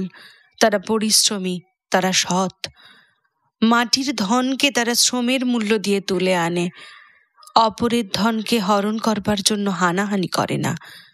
অকিঞ্চিৎকর তাদের লভ্য, তাতেই তারা খুশি। সততা ও শ্রমের একই সহজ জীবন ছন্দ। একে রঙে রেখায় প্রকাশ করবে ভিনসেন্ট, করবেই করবে। ক্যানভাসের ওপর তড়িৎ গতিতে রং চালানোর অভ্যাসটা এবার কাজে লাগলো। প্রচণ্ড বেগে সে কাজ করে চলল। ভাববার সময়টুকু দিতে সে রাজি নয়। এমনি কৃষাণ, তার কুটির আর তাদের দিনান্তের জটলা তো সে এর আগে হাজার হাজার এঁকেছে। স্টিয়েনের মা বললে, ফাদার পাওয়েলস আজ এখানে এসেছিলেন। চমকে ভিনসেন্ট শুধল, কেন, কি দরকার? এই বলতে যে আমরা যদি আপনাকে আমাদের ছবি আঁকতে না দিই তো উনি আমাদের টাকা দেবেন। আর আপনি কি বললেন? আমি বলেছি আপনি আমাদের বন্ধু। স্টিয়েন আরো খবর দিল, এখানকার প্রত্যেক চাষির বাড়ি আজ তিনি ঘুরেছেন, কিন্তু সবাই তাকে এক উত্তরই দিয়েছে, আপনার জন্য পোজ করে বরং একটা আতলা তারা নেবে, কিন্তু ভিক্ষের টাকা তারা ছোঁবে না। পরদিন সে আবার ক্যানভাসটা ছিঁড়ল। এ কি ব্যর্থ শ্রম, এ কি ক্লিবত্ব। কিন্তু আর মাত্র 10টি দিন বাকি, তারপর নিউনেন ছেড়ে তাকে চলে যেতেই হবে। মিলেটের কাছে তার নীরব প্রতিশ্রুতি তাকে যে রাখতেই হবে। প্রত্যেক রাত্রে সে ডিক্রুটদের বাড়িতে যেতে লাগলো। ওরা টেবিলে বসে বসে যতক্ষণ না ঘুমে ঢুলে পড়ে ততক্ষণ সে কাজ করতে লাগলো। রং নিয়ে, ভঙ্গি নিয়ে, মূল্যবোধ নিয়ে পরীক্ষা করতে লাগলো প্রতি রাত্রে ভোর না হওয়া পর্যন্ত। কিন্তু দিনের আলোয় ফাঁকি ধরা পড়ে, প্রকাশ হয়ে পড়ে অসম্পূর্ণতা। মাসের শেষ দিন, উন্মাদের মতো অবস্থা ভিনসেন্টের। বিনিদ্র রক্তচক্ষু, খাওয়া দাওয়ার সঙ্গে সম্পর্ক নেই, প্রচণ্ড একটা স্নায়বিক তাড়না তাকে খাড়া করে রেখেছে, ছুটিয়ে চলেছে অবিশ্রান্ত প্রতিটি মুহূর্তে। যতবার সে ব্যর্থ হচ্ছে তীব্রতর হচ্ছে সেই তাড়না। ইজেল সাজিয়ে রঙগুলো সে প্রতীক্ষা করতে লাগলো কখন রিক্রুটরা মাঠ থেকে ফিরবে। আজ শেষ চেষ্টা, কাল সকালে নিউনেনের পাঠ তার উঠবে চিরদিনের মতো। নিঃশব্দে সে কাজ করে চলল ঘন্টার পর ঘন্টা। রিক্রুটরাও বুঝল। খাওয়া শেষ হবার পর তারা টেবিল ছেড়ে উঠল না, বসে রইল হাত গুটিয়ে ঘন্টার পর ঘন্টা। চুপি চুপি কথা বলতে লাগলো নিজেদের মধ্যে। যন্ত্রের মতো সে কাজ করে চলেছে, আঙুল ছুটেছে নিশি পাওয়ার মতো। কি যে আঁকছে, কোন রং সে চড়াচ্ছে, তার যেন কোনো বোধ নেই, চেতনা নেই। 10টা বেজে গেল। ঘুমে ঢুলে এলো সারাদিনের কর্মক্লান্ত কৃষাণ কৃষাণীদের চোখ। ভিনসেন্টের সারা অঙ্গ যেন ক্লান্তিতে ভেঙে এলো। উঠে পড়ল সে, গুছিয়ে নিল জিনিসপত্র। বিদায় নিল সে নিউনেনের এই পরম বন্ধু পরিবারের সকলের কাছ থেকে। স্টিয়েনকে করল চুম্বন। পথে বার হয়ে স্টুডিওর দিকে হাঁটতে লাগলো যন্ত্রচালিতের মতো। স্টুডিওতে ফিরে এসে ক্যানভাসটা একটা চেয়ারের উপর দাঁড় করিয়ে রাখল। পাইপটা ধরিয়ে তীক্ষ্ণ চোখে পরীক্ষা করলো তার এই শেষ সন্ধ্যার কাজ। না, ভুল, সব ভুল হয়েছে, কিছুই হয়নি। আসল অনুভূতিটাই তাকে ফাঁকি দিয়ে দূরে সরে গেছে, প্রকাশকে এড়িয়ে গেছে উপলব্ধি। আবার তার হার, ব্যর্থতার ব্রাবান্টের পূর্ণ 2 বছরের পরিশ্রম। পাইপের তামাকটা শেষ পর্যন্ত সে টানল, জিনিসপত্র গুছিয়ে নিল ব্যাগের মধ্যে, ছবিগুলো ভরল একটা কাঠের বাক্সে। তারপর চিত হয়ে শুয়ে পড়ল বিছানায়। এমনিভাবে কতক্ষণ সময় কেটেছে খেয়াল নেই। হঠাৎ চমক লাগার মতো সে উঠে বসল।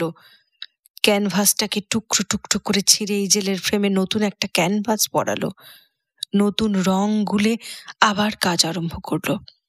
প্রকৃতিকে শুধু অনুকরণ করবার জন্য শিল্পী যত না উন্মাদের মতো তার পেছনে ছোটে, ততই সে ভুল করে। প্রকৃতি ততই এড়িয়ে যায়, দূরে সরে যায়। কিন্তু শিল্পী যখন তার সমস্ত উপলব্ধিকে সংগ্রহ করে রং আর রেখায় তার সমস্ত অনুভূতিকে মিশিয়ে আঁকে, প্রকৃতি তখনই হার মানে, কাছে এসে ধরা দেয়। মনে পড়ল পিটারসনের উপদেশ। সে বড় কাছে পেতে চেয়েছিল প্রকৃতিকে, বড় কাছাকাছি বসিয়েছিল তার মডেলকে, তাই সে পারেনি।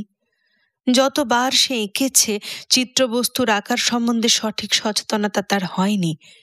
আর এই মৌলিক বিভ্রান্তিকে কাটাতে পারেনি বলেই সব ভুল হয়ে গেছে তার। প্রকৃতির ছাঁচে নিজের শিল্পকর্মকে ঢালতে গিয়েছিল, ব্যর্থ হয়েছে। এবার সে প্রকৃতিকে ঢেলে দেখবে নিজের শিল্পকর্মের ছাঁচে। রং, মূল রংটিকে সে আবিষ্কার করলো এতদিনে। জমি থেকে সবে তোলা ধুলোমাটি মাখা নধর একটি আলুর মেটে রং।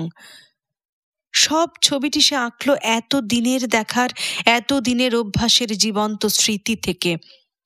ধোঁয়ার ঝুল পড়া ধূসর দেওয়াল, মলিন টেবিল ক্লথ, কুটিরের কালো কাঠের বর্গা থেকে ঝুলছে তেলের একটা সেজ। স্টিয়েন তার বাবাকে সিদ্ধ আলু পরিবেশন করছে, মা কেটলি থেকে কালো কফি ঢালছে, ভাই মুখে ধরেছে একটা পেয়ালা।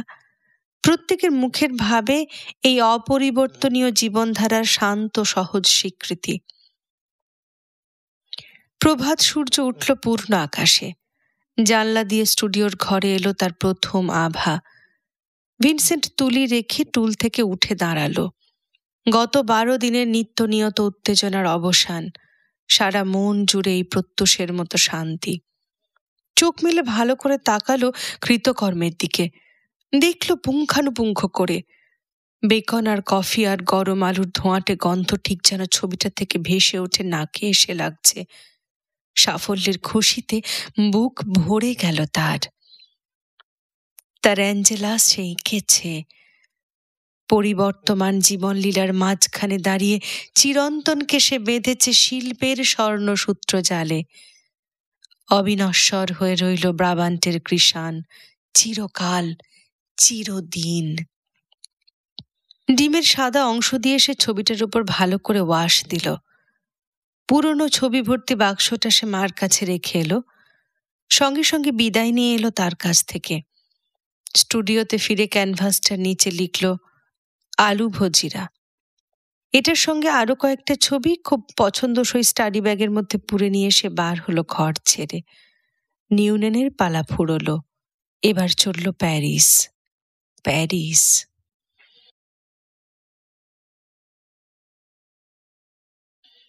প্যারিস। প্রাতরাশ খেতে খেতে থিও জিজ্ঞাসা করল, তাহলে আমার শেষ চিঠিটা তুমি পাওনি? মনে তো হলো না। কি লিখেছিলে সে চিঠিতে? বাহ, মস্ত সুখবর যে, গোলিপসের চাকরিতে আমার উন্নতি হয়েছে। বাহ, তাই নাকি? আচ্ছা থিও, তুমি কাল এ সম্বন্ধে একটা কথা বলনি তো। যেরকম উত্তেজিত তুমি ছিলে কাল, বলবার ফুরসত পেলাম কোথায়? জানো, মমার্ত বুলেভার্দের দোকানটার ম্যানেজার হয়েছি আমি। এ যে দারুণ খবর! আলাদা একটা আর্ট গ্যালারি এখন তোমার, বলো? আমার বললে বেশি কথা বলা হবে, কেননা গোলিপসের পলিসি আমাকে মেনে চলতেই হবে। তবে ঠিক কিছুটা স্বাধীনতা তো আমার রইলই। ইমপ্রেশনিস্টদের ছবি কিছু কিছু আমি রাখতে পারবো, যেমন ধরো মনে, ডেগা, পিসারো এবং আরো অনেকের। বাবা, নামই শুনিনি আমি এদের। বেশ তো, চলো তাহলে আমার গ্যালারিতে, ছবি দেখবে এদের। তাড়াতাড়ি খেয়ে নাও, কফি দেবো আর একটু? হাত থেকে কফির শূন্য পেয়ালা নামিয়ে ভিনসেন্ট বললে, যাই বলো থিও, আবার এক টেবিলে বসে তোমার সঙ্গে খাচ্ছি, ভারী ভালো লাগছে কিন্তু। থিও বললে, আমি তো কতদিন থেকে তোমাকে বলছি প্যারিসে আসতে, তবে জুন মাসটা পার করে এলে ভালো হতো। এত ছোট জায়গায় কাজে তোমার অসুবিধেই হবে। জুন মাসের পর আমি রুলেপিকে উঠে যাব। ফ্ল্যাট ঠিক করাই আছে সেখানে, বড় বড় 3টে ঘর। থিওর এই ফ্ল্যাটটা বলতে একখানা ঘর আর আলাদা একটা রান্নাঘর, সঙ্গে বাজে জিনিসপত্র রাখবার একটা কুঠুরি। সুন্দর আসবাবপত্রে সাজানো ঘরটি, কিন্তু হাঁটা চলার জায়গাটুকু বিরল। ভিনসেন্ট বললে, এর মধ্যে আবার যদি আমাকে ইজেল বাঁধতে হয়, তাহলে তোমার এমন চমৎকার আসবাবগুলো যাবে। কিছু কিছু ঠাঁই অবশ্য হবে নিচের উঠোনে। সত্যি এগুলোর বড় ভিড়, কিন্তু এত সস্তায় পেলাম, লোভ সামলাতে পারিনি জানো। চলো, নতুন ফ্ল্যাটে গেলে মানাবে ভালো। হ্যাঁ, সে তো বটে। এবার তাড়া দিল থিও, ওঠো, তাড়াতাড়ি চলে এসো। প্যারিসের ভোরবেলাকার সুরভি যদি নাকে না নিলে, তাহলে এখানে এসে কি করলে বলো তো? ভারী কালো কোটটা গায়ে চড়িয়ে নিল থিও। ঠিক গলার নিচে বুকের উপর ফুটে রইল কড়া ইস্ত্রি করা ধপধপে সাদা বোটা। আরশির সামনে দাঁড়িয়ে কোঁকড়া চুলে কবার পরিপাটি করে বুরুষ চালিয়ে আর গোঁফটা একবার পাকিয়ে নিয়ে মাথায় চড়ালো কালো সিল্কের টুপি, হাতে দস্তানা আর রূপো বাঁধানো ছড়ি। কি হলো? হ্যাঁ, এই নাকি তুমি তৈরি? সর্বনাশ! এ জামা কাপড় পরে প্যারিসের রাস্তায় হাঁটাচলা করলে তোমাকে যে পুলিশ ধরবে। ভিনসেন্ট ফ্যাল ফ্যাল চোখে নিজেকে দেখে নিল দুবার, তারপর বললে, কেন, হয়েছেটা কি? এই জামা কাপড় পরে আমি পুরো 2 বছর কাটালাম, একটা কথা কেউ তো কোনোদিন আমাকে বলেনি। বলেনি? হো হো করে হেসে উঠল থিও। তা বেশ, চলো। প্যারিসের যারা বাসিন্দা সব কিছু দেখবারই অভ্যাস তাদের আছে। বিকেলে গ্যালারি বন্ধ হবার পর তোমার নতুন জামা কাপড় কিনবার ব্যবস্থা করা যাবে। চলো চলো, এখন চলো। ঘোরানো সিঁড়ি বেয়ে নিচে নেমে গেট পার হয়ে তারা পড়ল রু লাভার রাস্তায়। বেশ চওড়া রাস্তা, দুধারে বড় রকমের বড় বড় দোকান, কোনোটা ওষুধপত্রের, কোনোটা ছবি বাঁধাইয়ের, কোনোটা মনোহারির। থিও হাত তুলে দেখালো, আমাদের বাড়ির মাথার মূর্তি 3টে দেখেছ? বুক পর্যন্ত 3টি নারী মূর্তি, প্লাস্টার অব প্যারিসের। প্রথমটির নিচে লেখা স্থাপত্য, দ্বিতীয়টির নিচে ভাস্কর্য, তৃতীয়টির নিচে অঙ্কন কলা। ভিনসেন্ট বললে, বাহ, কিন্তু অঙ্কন কলা মেয়েটি অমন কুৎসিত দেখতে কেন?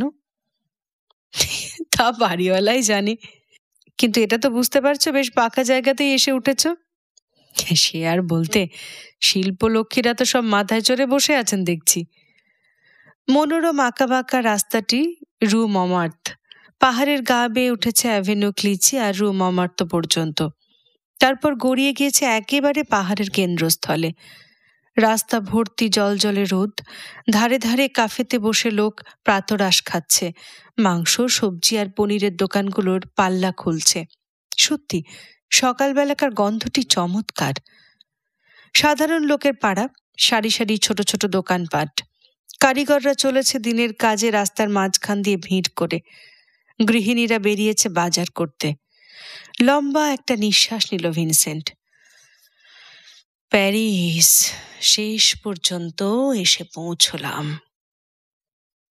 থিও বললে, এই প্যারিস সারা ইউরোপের রাজধানী, শিল্পীর স্বর্গ। পাহাড়ের গায়ে চড়াই উৎরায় রাস্তা বেয়ে প্যারিসের জীবন স্রোত বয়ে চলেছে। ভিনসেন্ট যেন তৃষিত কণ্ঠ ভরে পান করছে এই তরঙ্গ। লাল কালো পোশাকে পুলিশ, শৌখিন পোশাক পরা তরুণ চাকুরে আর ব্যবসাদার, বড় বড় রুটি বগল দাবা করা মোটা মোটা গিন্নি, নরম চটি পায়ে রাত্রি জাগা ঢুলু ঢুলু চোখে কয়েকটি তরুণী, অসংখ্য দোকান আর পানশালা আর ঠেলা গাড়ি। পাহাড়ের উতরায় বেয়ে রু মমার্থ এসে পৌঁছালো প্লেস চাতুদুনে। 6 রাস্তার একটা মোড়, মোড় পার হয়েই পুরনো একটি গির্জে, নাতারদাম দ্য লোরেত। গির্জের দরজায় খোদাই করে লেখা ফরাসি বিপ্লবের বিখ্যাত বাণী, সাম্য, মৈত্রী, স্বাধীনতা। ভিনসেন্ট দাঁড়িয়ে দাঁড়িয়ে লেখাটা পড়ল। জিজ্ঞাসা করলে থিওকে, এ বাণীর কোনো দাম আছে আজকাল? বিশ্বাস করে কেউ?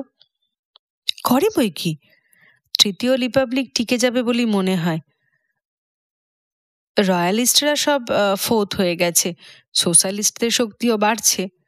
এমিলি জোলা আমাকে সেদিন বলছিল যে এবার যে বিপ্লব হবে তা রাজরার বিরুদ্ধে নয়, পুঁজিবাদীদের বিরুদ্ধে। জোলা, তুমি তাকে চেনো? আলাপ হয়েছে তোমার সঙ্গে? হ্যাঁ, পল সিজন আমার সঙ্গে জোলার আলাপ করিয়ে দিয়েছিল। সপ্তাহে একদিন করে আমরা একসঙ্গে বসি কাফে বাতিনলসে। এবার যেদিন যাব তোমাকে নিয়ে যাব সঙ্গে। প্লেস চাতুদুন পার হবার পর থেকে রু মমার্থের মধ্যবিত্ত চেহারাটা ঘুঁচল। দেখা দিল বনে দিয়ানা, বড় বড় দোকান, উঁচু উঁচু বাড়ি, জমকালো ক্যাফে আর হোটেল। লোকজনের গায়ের পোশাকও অনেক দামি, ঝকঝকে। গাড়িরও ইয়ত্তা নেই। জোরে পা চালালো 2 ভাই। হাঁটতে হাঁটতে থিও বললে, বাড়িতে যখন তোমার কাজ করবার সুবিধা হবে না তখন মনে হয় করম্যানের স্টুডিওতে কাজ করাই তোমার ভালো। এ কেমন জায়গাটা? শিল্পের গুরুমশাই তো করম্যান, অতএব খুব রক্ষণশীল। তবে নিজের মতো একলা একলা যদি কাজ করে যেতে চাও তাহলে তোমাকে খাটাবে না, কিন্তু খরচ তো লাগবে। থিও হাতের ছড়িটা দিয়ে ভিনসেন্টের উরুতে একটা টোকা মারল। বললে, বলিনি তোমায় আমার চাকরিতে উন্নতি হয়েছে? জোলার মতে আসছে বিপ্লবে যেসব লোক গিলোটিনে যাবে, আমি এখন তাদেরই একজন। বুঝেছ? শেষ পর্যন্ত রু মমার্থ এসে মিশল মমার্থ বুলেভার্দে। বিরাট রাস্তা, মস্ত মস্ত দোকান, লম্বা লম্বা গাড়ি বারান্দা। কয়েক পা এগিয়েই ইতালিয়ান বুলেভার্দ, আর তারপরেই রাজধানীর সেরা রাস্তা প্লেস দ্য লা অপেরা। চারিদিক ফাঁকা, এখনো ঘুমিয়ে আছে রাজকীয় এলাকাটা। দোকানগুলোর মধ্যে কেরানিরা দিনের কাজের জন্য প্রস্তুত হচ্ছে। জল জলে রোদ্রে সমস্ত শীতের মেজাজি আমেজ। গুলিব গ্যালারির যে শাখাটির থিও ম্যানেজার, তার নম্বর 19, রু মমার্থের ঠিক এই মোড়ে, ডান দিকের একখানা বাড়ির পরে। ভিনসেন্ট আর থিও রাস্তা পার হয়ে গ্যালারির দরজায় এসে পৌঁছল। পরিষ্কার পরিচ্ছন্ন সাজগোজ পরা কেরানিরা উঠে দাঁড়িয়ে সশ্রদ্ধভাবে থিওকে অভিবাদন করতে লাগলো। থিওর মনে পড়ল সেও যখন এমনই কেরানি ছিল কেমন করে ঘাড় হেলিয়ে এসে টার্স্টিক আর ওবাককে প্রাত্যহিক অভিবাদন জানাতো। সারা দোকান জুড়ে কেমন একটি যেন গন্ধ, গন্ধটা আভিজাত্য, ভব্যতা আর সংস্কৃতির। এই গন্ধটাকেও আবার তার মনে পড়ল। সালোর দেওয়ালে বুর্গেরু, হেনার আর ডেলেরোকের নানা পেন্টিং, প্রধান সালোটির ওপরে ছোট্ট একটি বারান্দা, পিছন দিকে সরু সিঁড়ি দিয়ে সেখানে ওঠা যায়। থিও চাপা হাসি হেসে বললে, যে ছবিগুলো তোমাকে দেখাবো বলে এনেছি সেগুলো ওই ওই বারান্দায়। আগে দেখে নাও, তারপর আমার অফিসে এসো। কেমন লাগলো তোমার শুনবো। চুপি চুপি হাসছো কেন থিও? হাসিটা প্রকট হয়েই পড়ল। থিও বললে, দেখে এসো না। কোথায় এলাম? ফাগলা গারদে? ধাঁধা লেগে গেল দেখে। কোনো রকমে বারান্দার একটা চেয়ারে ধপ করে বসে পড়ল ভিনসেন্ট। দু চোখ কচলালো কিছুক্ষণ, তারপর আবার সাহস করে চোখ খুলে হাঁ করে তাকালো দেওয়ালের দিকে। 12 বছর বয়স থেকে ছবি দেখা তার অভ্যাস। বনেদি ছবি, গভীর রঙের ছবি, তুলির একটি রুক্ষ আঁচড় পর্যন্ত যার গায়ে খুঁজে পাওয়া যায় না। একটা রঙের সঙ্গে আর একটা রং আস্তে আস্তে মিশে রঙে রঙে একাকার হয়ে যায়। কিন্তু এসব কি? দেওয়ালে দেওয়ালে এ যেসব ঝুলছে আর যেন দাঁত বের করে তাকিয়ে তাকিয়ে হাসছে, স্বপ্নেও সে এমনি ছবি কল্পনা করতে পারেনি। কোথায় গেল রঙের সঙ্গে অদৃশ্যভাবে রং মিশিয়ে দেবার রীতি? কোথায় গেল সেই বনেদি গাম্ভীর্য? যুগের পর যুগ ধরে যে ঘন বাদামি রঙে ইউরোপের সব ছবি নিত্য স্নান করেছে, সেই অতি পরিচিত রংটাই বা কোথায় গেল? যে শিল্পী ছিল চিরকাল ছায়ার আশ্রয়ে মেদুর ধূসরতায়, সেই ছায়ার আস্তরণ টুকরো টুকরো করে কে ছিঁড়ে দিল? পলাতকা সেই চিরবিষণ্ণ মেঘমায়া, তার জায়গায় মাথা তুলে হাসির ঝিলিকে খাড়া হয়ে দাঁড়িয়ে আছে সূর্য পাগল রং মাতাল সব ক্যানভাস। এরা কি ছবি? একটা ক্যানভাসে সে দেখল স্টেজের ওপর পেছনে দাঁড়ানো কয়েকটা ব্যালে নাচের মেয়ে। লজ্জা নেই ওদের। লাল, সবুজ আর নীল রং আলাদা আলাদা হয়ে নির্লজ্জ স্পষ্টতায় আসর জমিয়েছে ওদের ঘিরে। লজ্জা নেই শিল্পীর। সে আবার নাম সই করেছে ক্যানভাসটার তলায়। নামটা পড়ল ভিনসেন্ট, ডেগা। নদী তীরের কয়েকটি বহির্দৃশ্য, সূর্য করজ্জ্বল উষ্ণ বসন্ত আকাশের সমস্ত আলো আর রং তার প্রগলভতা ছড়িয়ে পড়েছে প্রতিটি ছবির অঙ্গে অঙ্গে। শিল্পীর নাম মনে। জ্বলন্ত প্রভাতের ছবি। সে প্রভাতে কত গন্ধ, কত গান, বাতাসে কত দোলা। হল্যান্ডের সারা মিউজিয়ামে যত ছবি আছে তার মধ্যে সবচেয়ে পাতলা রংটি সেখানে লাগানো হয়েছে। ঠিক সেইটি মনের সবচেয়ে গভীর রং। তুলির প্রত্যেকটি রেখা নীলাজ নগ্নতায় স্পষ্ট হয়ে ফুটে ফুটে আছে, প্রকৃতির বলিষ্ঠ নির্লজ্জ আত্মপ্রকাশের মতো। বাঁকা ঘন ডেলা ডেলা রং কোন পাগলা শিল্পী ছুঁড়ে মেরেছে ক্যানভাসের ওপর, মোটা চকচকে চেহারা নিয়ে তারা ফুটে ফুটে আছে। আর একটি ছবির সামনে দাঁড়ালো ভিনসেন্ট। ছোট্ট একটি নৌকোয় একটি লোক, গায়ে পশমের শার্ট, হাতে নৌকোর দাঁড়, মুখে কেমন একটা নিবিষ্ট ভাব। পাশে চুপটি করে বসে রয়েছে তার স্ত্রী। সারা ছবিকে ঘিরে ছুটির দিনের বিকালবেলাকার অনায়াস আলস্য। শিল্পীর নামটা পড়ল ভিনসেন্ট। মনে। একই শিল্পী। বাহ, কি আশ্চর্য! বহির্দৃশ্যের ছবিগুলোর সঙ্গে এই ছবির তো কোনো মিল নেই। আবার নামটা দেখল। না না না, ভুল হয়েছে। মনে নয়, মানে। এই মানের প্রান্তরে পিকনিক আর অলিম্পিয়া ছবির কাহিনী সে শুনেছে। লোকে উন্মাদ হয়ে ছুরি হাতে নিয়ে এই ছবি দুটোকে কেটে টুকরো টুকরো করতে ছুটেছিল। পুলিশ এসে ছবি দুটোকে রক্ষা করেছে। কি জানি কেন মানের আঁকা ছবি দেখতে দেখতে জোলার রচনাবলী মনে পড়ল ভিনসেন্টের। একজন চিত্রশিল্পী আর একজন কথা সাহিত্যিক, অথচ দুজনের মধ্যে মস্ত মিল যেন রয়েছে। একই নির্ভীক অনুসন্ধিৎসা, একই সত্যনিষ্ঠা, পঙ্ক কলঙ্কের মধ্যেও সৌন্দর্য আবিষ্কারের একই সাধনা। মানের ছবি আঁকার পদ্ধতিটা সে ভালো করে লক্ষ্য করতে লাগলো। দেখল মৌলিক রঙগুলি বলিষ্ঠ আত্মপ্রকাশের পাশাপাশি উপস্থিত। এক রং নিজেকে বিলীন করেনি অপর রঙের মধ্যে, আঁকার মধ্যে নির্বিশেষ থেকে বিশেষে যাবার ক্লান্তিকর প্রচেষ্টা নেই। সব জায়গাতেই কি রং, কি রেখা, কি আলো, কি ছায়া, শুধু আভাসে পৌঁছেই থেমে গিয়েছে। চূড়ান্ত সম্পূর্ণতায় পৌঁছবার আয়াস নেই কোথাও।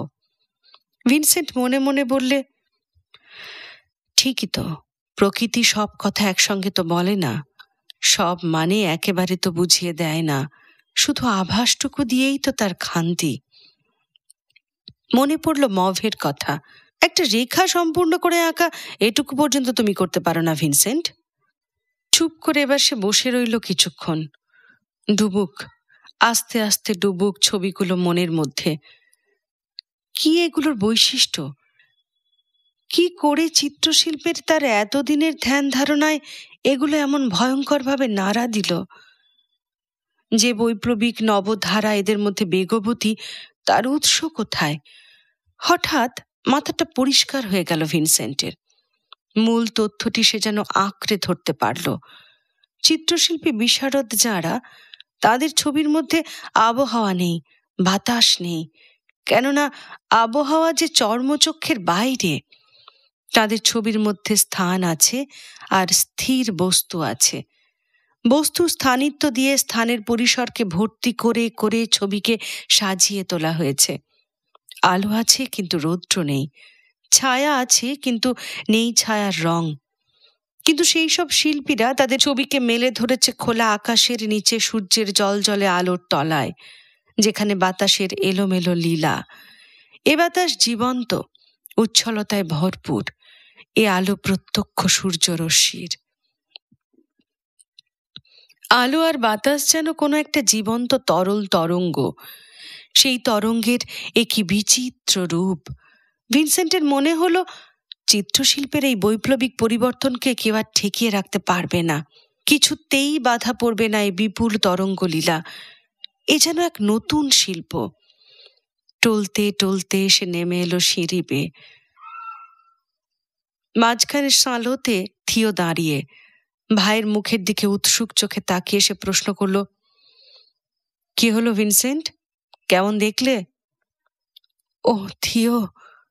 এই অস্ফুট উচ্চারণটির বেশি আর কিছু ভিনসেন্টের মুখ দিয়ে বার হলো না। গ্যালারি থেকে নিজেই সে ছুটে বার হয়ে গেল রাস্তায়। সারাদিন সে প্যারিসের অচেনা পথে পথে ঘুরে বেড়ালো। কোথাও বড় বড় রাস্তা, কোথাও বা গলি খুঁচি। পথের ধারে কখনো বা বসলো কিছুক্ষণ। সন্ধেবেলা পুলিশকে প্রশ্ন করে করে পথ খুঁজে সে ফিরে এলো থিওর বাড়িতে। সারা শরীরে ক্লান্তি, বুকের মধ্যে অত্যন্ত যন্ত্রণা। বান্ডিল খুলে নিজের আঁকা এতদিনের ছবিগুলো সে ছড়িয়ে দিল মেঝেতে। কি সে করেছে এতদিন? এত ক্যানভাস, এত রং, সব অপব্যয়। এত শ্রম, এত যন্ত্রণা, সব শুধু ব্যর্থতা। বিগত শতাব্দীর মৃত অন্ধকারে সে ডুবেছিল এতদিন। খোঁজই পায়নি কোথায় বয়ে চলেছে নবযুগের বিপুল আলোকবন্যা।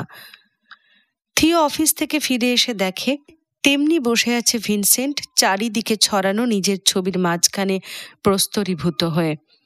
থিও তাড়াতাড়ি এসে চুপ করে বসলো তার পাশে। ভিনসেন্ট, তোমার যা মনে হচ্ছে তা আমি বুঝতে পারছি। সাংঘাতিক লাগছে, তাই না? যা ভেবেছ সবচেয়ে বড়, যা ভেবেছ অটল অনর, ছবি আঁকার এতদিনের আইন কানুনের পবিত্র বিধি ব্যবস্থা, সব যেন ভেঙে চুরে চুরমার হয়ে গেল। ঠিক বলেছে কিনা বলো? আর তো আহত চোখে স্থির দৃষ্টিতে ভিনসেন্ট তাকালো থিওর চোখের দিকে। থিও, তুমি আগে আমাকে এগুলো দেখাওনি কেন? আগে কেন আমাকে বলনি এখানে আসতে? আমার জীবনের ৬টা বছর একেবারে যে নষ্ট হয়ে গেল। নষ্ট হয়ে গেল? পাগল নাকি? তোমার যা শিল্পরীতি তা তুমি নিজের হাতে করে তুলেছ ভিনসেন্ট। তুমি যে ছবি আঁকো তা কেবল ভিনসেন্ট ভ্যান গগই আঁকতে পারে। দুনিয়ার আর দ্বিতীয়ত কেউ পারে না। এখানে আসবার আগে তোমার নিজস্ব প্রকাশ রীতিকে খুঁজে পাওয়াটা তোমার জন্য দরকার ছিল যে। বাজে কথা থিও, সব বাজে কথা। আমার আর কোনো উপায় নেই। বড় কালো একটা ক্যানভাসে পায়ের ধাক্কা মেরে ভিনসেন্ট করুণ গলায় বলে উঠল, কি করেছি আমি এতদিন? যত সব মৃত আবর্জনার স্তূপ। শোনো শোনো ভিনসেন্ট, করেছো তুমি অনেক কিছু, বাকি কিছুটা কাজ কেবল এখন বাকি। শুধু আলো আর রং, শুধু এইটুকু তোমাকে এবার ইমপ্রেশনিস্টদের কাছ থেকে শিখে নিতে হবে। এর বেশি কিন্তু নয়। অনুকরণ তুমি করবে না, প্যারিসের কাছে বশ্যতা শিকার তুমি করবে না। আগে যদি আসতে তাহলে নিজস্ব বলে তোমার এক বিন্দুও থাকতো না ভিনসেন্ট। কিন্তু থিও, আমাকে যে আবার গোড়া থেকে শিখতে হবে। যা কিছু আমি এ পর্যন্ত শিখেছি সব যে ভুল। না না না, সব ঠিক, কেবল আলো আর রং ছাড়া। এর বেশি ইমপ্রেশনিস্টদের কাছ থেকে নেবার তোমার কিচ্ছু নেই। তুমি নিজেই যে তাই। বরিনে যে প্রথম যেদিন তুমি পেন্সিল ধরেছিলে, ইমপ্রেশনিস্ট তুমি সেদিন থেকেই। তোমার ড্রয়িং দেখো, তুলির আঁচড় দেখো, মানের আগে এমনি আর কেউ আঁকেনি। মুখ দেখো, গাছ দেখো, মাঠের মূর্তিগুলো দেখো। প্রকৃতির অন্ধ অনুকরণ তুমি করনি। প্রকৃতি যে ছাপ রেখেছে তোমার মনে, তুমি তাই প্রকাশ করেছ। তোমার কাজে সূক্ষ্ম অনুকৃতি নেই, প্রকাশের তথাকথিত সম্পূর্ণতা নেই। আছে তোমার চেতনার, তোমার অনুভূতির স্পর্শ, তোমার ব্যক্তিত্বের পরিচয়। এই তো ইমপ্রেশনিস্ট হওয়া। চিরাচরিত ব্যাকরণের বেড়াজাল ভেঙে ফেলে নিজের চেতনাকে উদ্ঘাটিত করা। কে বলে তুমি পিছিয়ে পড়ে আছো? সত্যি সত্যি বলছো থিও? প্যারিসের সমস্ত তরুণ আর্টিস্ট তোমার কাজের সঙ্গে পরিচিত। যারা সফল ছবি বিকিয়ে তারা নয়, যারা নতুন পথে চলছে, ভাবছে, পরীক্ষা নিরীক্ষা করছে, তারা সব পায়। তারা সবাই তোমার সঙ্গে আলাপ করতে ইচ্ছুক। তাদের কাছ থেকে অনেক আশ্চর্য জিনিস তুমি শিখতে পারবে ভিনসেন্ট। তারা আমাকে চেনে, আমার আঁকা তারা দেখেছে। উদ্গ্রীব আগ্রহে উঁচু হয়ে বসল ভিনসেন্ট। হঠাৎ কেমন থিওর মনে পড়ে গেল তাদের ছেলেবেলার কথা। বলে, নিশ্চয়, নইলে এতদিন প্যারিসে বসে আমি কি করছিলাম? তারা জানে দৃষ্টি তোমার তীক্ষ্ণ, জানে তোমার ড্রয়িংয়ের ক্ষমতা। এবার শুধু আলোটুকু বাকি। মুক্ত আকাশের আলো আনো তোমার ছবিতে, তারপর আর তোমাকে মা রেখে। ভিনসেন্ট, জানো, সারা চিত্রকলার উপর সূর্যের নতুন আলো ঝরে পড়ছে এই যুগে। এই যুগ আমাদের যুগ। Theo, Theo. আর বলতে পারলেন না ভিনসেন্ট। দু হাতে ভাইয়ের ডান হাতটা চেপে ধরল নিরুদ্ধ আবেগে। পরদিন সকালে ভিনসেন্ট ড্রয়িংয়ের জিনিসপত্র নিয়ে কারম্যানের স্টুডিওতে গেল।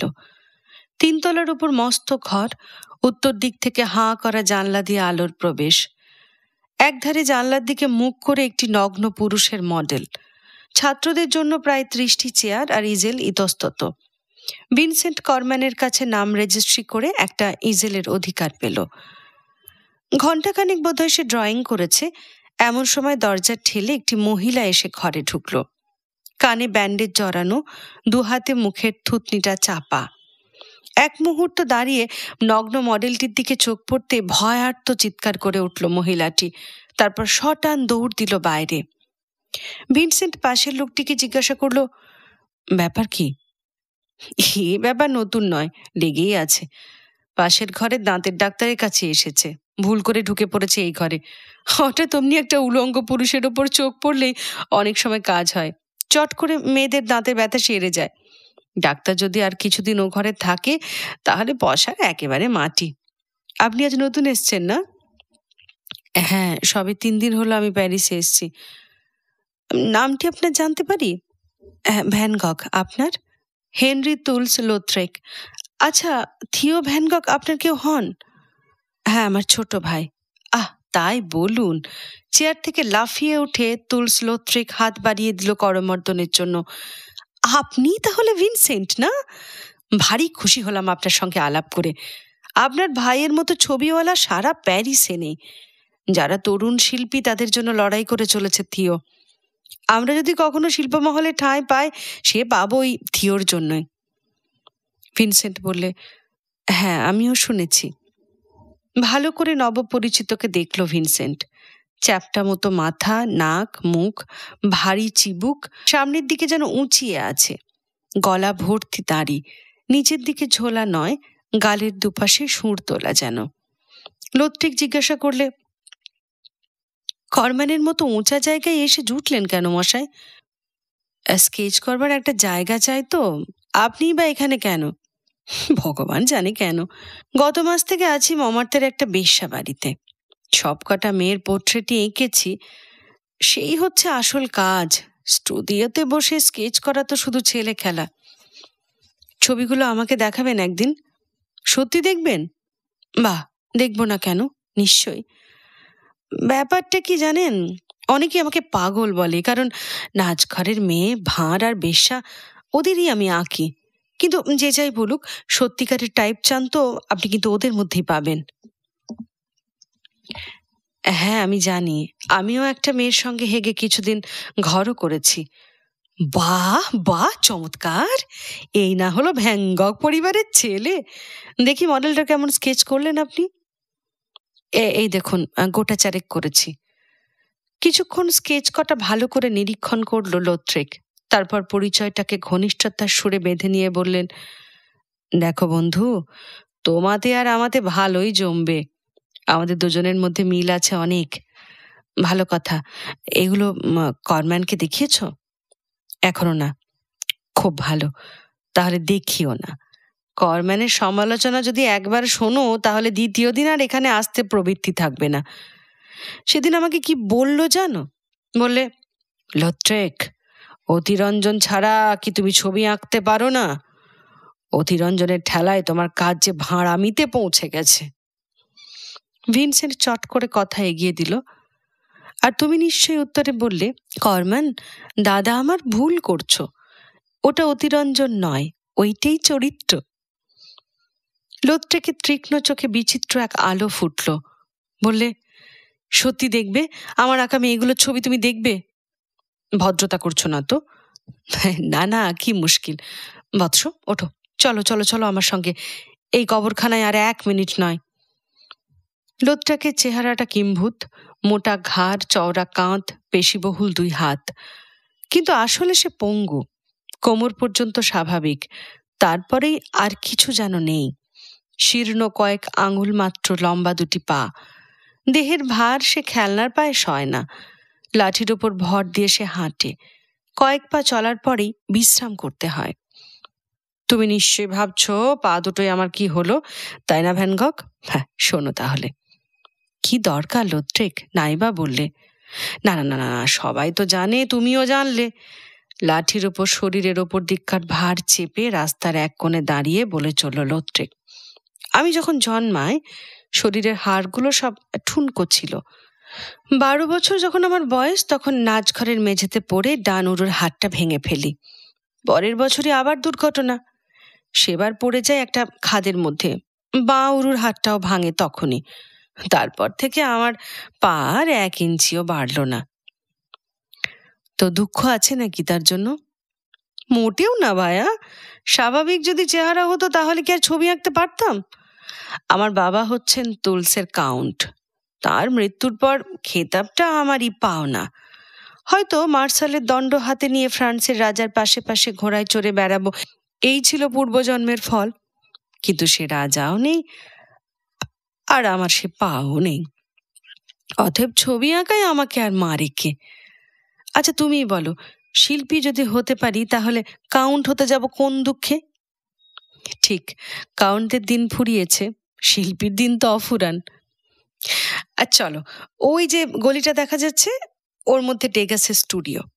লোকে বলে আমি নাকি ডেগাসের কপি করি, কেননা সে ব্যালে নাচিয়েদের আঁকে আর আমি আঁকি মোলারুজের মেয়েদের। যা বলে বলুক, আমার বইয়েই গেছে।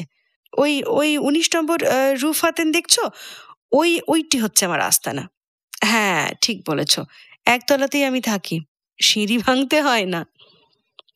দরজা খুলে সমাদর করে লোত্রিক ভিনসেন্টকে ঘরে আনলো। বললে, কিছু ভেবো না, আমি একলা থাকি, যেখানে খুশি জায়গা করে বসে পড়ো। ভিনসেন্ট তাকালো চারদিকে। ঘরের কোণে কোণে গাদা গাদা ক্যানভাস, ফ্রেম, টুল, ছোট ছোট সিঁড়ি আর ঝলমলে পর্দা। মাঝখানে সারা মেঝে জুড়ে 2খানা বড় বড় টেবিল। একটি টেবিল জুড়ে দুষ্প্রাপ্য দামি দামি মদের বোতল, ডিকান্টার আর গ্লাসের মিছিল। অন্য টেবিলটার ওপর নানা জিনিস এলোমেলো স্তূপাকার। নাচিয়ে মেয়েদের চটি, জুতো, কাঁচুলি, ঘাগরা, দস্তানা, মোজা, টুকিটাকি অলংকার, গাদা গাদা বই আর অশ্লীল ফটোগ্রাফ। একগোছা চমৎকার জাপানি ছবির প্রিন্ট। পুঁজির পাহাড়ের এক কোণে একটুখানি জায়গা, বোধহয় লোত্রেকের কাজ করার জন্য। কি হলো ভ্যান গগ? হেঁকে উঠল লোত্রেক। আরে বসবার একটা জায়গা পাচ্ছ না? ওই দেখো, চেয়ারটার উপর যা আছে সব ছুঁড়ে ফেলে দাও মাটিতে। জানলার ধারে আলোর কাছে চেয়ারটা টেনে এনে বসো তো। উত্তেজিতভাবে ছবি গোছাতে গোছাতে আবার সে বললে, এ বাড়িতে 27টা মেয়ে আছে ভ্যান গগ, সব কটার স্কেচ আমি করেছি। শুধু তাই বললে কম বলা হবে, প্রত্যেকটার সঙ্গে আমি সহবাসও করেছি। সত্যি বলো, যে মেয়েকে আঁকতে চাও তার সঙ্গে শুতেই যদি না পারলে, তাহলে তাকে পুরোপুরি বুঝবে কি করে? ঠিক বলেছ। এই এই দেখো স্কেচগুলো। সেদিন এক ছবিওয়ালার কাছে এগুলো নিয়ে গিয়েছিলাম। লোকটা কি বললো জানো? বলে, লোত্রেক, যা কুৎসিত তার প্রতি তোমার এমনি আসক্তি কেন? অসৎ চরিত্র কদর্য সব মানুষ খুঁজে খুঁজে তুমি তাদের ছবি আঁকো। এসব মেয়েগুলো এত ঘৃণিত যে মুখে বলা যায় না। কুৎসিত পাপড়ির ক্লেদ এদের মুখে মাখা। যা কুৎসিত তাকে সৃষ্টি করার নামই কি তোমার আধুনিক শিল্প? তোমরা কি সব অন্ধ হয়ে গেছো? পৃথিবীতে যা মধুর, যা সুন্দর, তা কি তোমাদের চোখে পড়ে না? তারপর আমি বললাম, মাফ করুন মসিয়ে, আপনার কার্পেটটা ভারী সুন্দর। আমার বড্ড বমি আসছে, এটাকে নোংরা করা আমার পক্ষে সত্যি ঠিক হবে না। দেখো, আলোটা ঠিক পাচ্ছ তো? বেশ ভালো করে দেখো দেখো। ও, টানবে নাকি কিছু? না না, যা চাও তাই পাবে, মুখ ফুটে একবার হুকুম করলেই হলো। তৃষিত গতিতে সে টেবিল চেয়ারের ভিড়ের মধ্যে খাটো পায়ে লাফিয়ে লাফিয়ে গিয়ে 2 গ্লাস মদ ঠেলে নিয়ে এলো। একটা গ্লাস ভ্যান গগের হাতে তুলে দিয়ে গ্লাস ভর্তি নিজের ডান হাতটা উঁচু করে তুলে চেঁচিয়ে উঠল, জয় হোক! যা কুৎসিত, যা কদর্য, তার জয় হোক! আস্তে আস্তে পান করতে করতে ভিনসেন্ট লোত্রেকের স্কেচগুলো দেখতে লাগলো। 27টা ছবি, 27 জন আলাদা আলাদা মেয়ে, প্রত্যেকটি মমার্তবাসিনী গণিকা। ছবিগুলির মৌলিক গুণ এগুলির বাস্তবতা। শিল্পী যেমন দেখেছে ঠিক তেমনি এঁকেছে। নীতি বা রুচির কৃত্রিম বোধে এই স্বচ্ছ দৃষ্টির বাস্তবতাকে খোলাটে করা হয়নি। মেয়েগুলির মুখগুলি দেখবার মতো। নিরাবরণ স্বরূপে সে মুখে ফুটে আছে অনাসক্ত কৃত্রিম কামুকতা, জান্তব লাম্পট্য, মনোবিহীন শরীর সর্বস্বতা আর অকপট দৈন বেদনা। চাষিদের ছবি তোমার ভালো লাগে লোত্রেক? ভালো লাগে যদি তার মধ্যে মিথ্যে ভাবালুতা না থাকে। বটে, কথাটা কি জানো, আমি চাষিদের শিল্পী, তাদের ছবি এতদিন এঁকেছি। আমার মনে হচ্ছে তোমার এইসব মেয়েরা, এরাও কৃষাণ, কৃষি করে এরা মাংসের। মাটি আর মাংস একই পদার্থের দুরূপ, তাই না? জীবন্ত মানুষের মাংসের কর্ষণ এরা করে, ফসল ফলে বই কি, সেই ফসল জীবন। জীবনকে তুমি বাদ দাওনি লোত্রেক, বাস্তবতাকে তুমি এড়িয়ে যাওনি, কাজের মতো কাজ করেছ। তোমার কি মনে হয় ছবিগুলো কুৎসিত? এরা সত্য, এরা জীবনের সুগভীর পরিচিত। সত্য বলে এদের সৌন্দর্য খুব উঁচু দরের। এসব মেয়েদের যদি তুমি মিথ্যে আদর্শ আর ভাবালুতা দিয়ে ফুলিয়ে ফাঁপিয়ে আঁকতে, তাহলেই এগুলো হতো অসুন্দর, অসত্য আর কাপুরুষতার কদর্য নিদর্শন। কিন্তু যে সত্যকে তুমি দেখেছ তাকে প্রকাশ করতে তুমি ডরাওনি। কার সাধ্য বলে সত্য অসুন্দর? হে প্রভু, হে যিশু, এই ভ্যান গগের মতো লোক এত কম পাঠাচ্ছ কেন পৃথিবীতে? নাও নাও, আর একবার গলা ভিজিয়ে নাও। আর এই ছবিগুলো ভায়া, এগুলো সব তোমার, যখানা খুশি বেছে নাও। একটা স্কেচ উঁচু করে আলোতে তুলে ধরল ভিনসেন্ট। খানিকক্ষণ ভালো করে লক্ষ্য করার পর বলে উঠল, ড্যামেয়ার, ড্যামেয়ারের কাজ মনে পড়ছে। জ্বলে উঠল লোত্রেকের চোখ। বলে, হ্যাঁ, ড্যামেয়ার, শিল্পীর রাজা, জীবনে যা শিখেছি ওই একজনের থেকে শিখেছি। ঈশ্বর, ঘৃণা করবার কি অভূতপূর্ব ক্ষমতা ছিল লোকটার। এতে কিন্তু আমার আপত্তি আছে। ঘৃণায় যাকে করব তাকে আঁকতে যাব কোন দুঃখে? যাকে ভালোবাসি তাকেই না আঁকতে মন চায়। তোমার ভুল ধারণা ভাইয়া। মহৎ শিল্প বলতে যা কিছু তার সবের জন্ম হয়েছে ঘৃণা থেকে। কি হলো, গঙ্গার ছবিটা পছন্দ হলো দেখছি আবার? কার ছবি বললে এটা? পল গঙ্গা? আলাপ হয়েছে নাকি? না, তাহলে তো আলাপ করতেই হবে। ছবির মেয়েটা মার্টিনিক দ্বীপের মেয়ে। গঙ্গা ও অঞ্চলে গিয়েছিল কিছুদিন, তারপর থেকে ওর মাথাটা একেবারে বিগড়ে গেছে। জঙ্গলি হবে, আদিম মানুষ হবে, এই সব নেশা।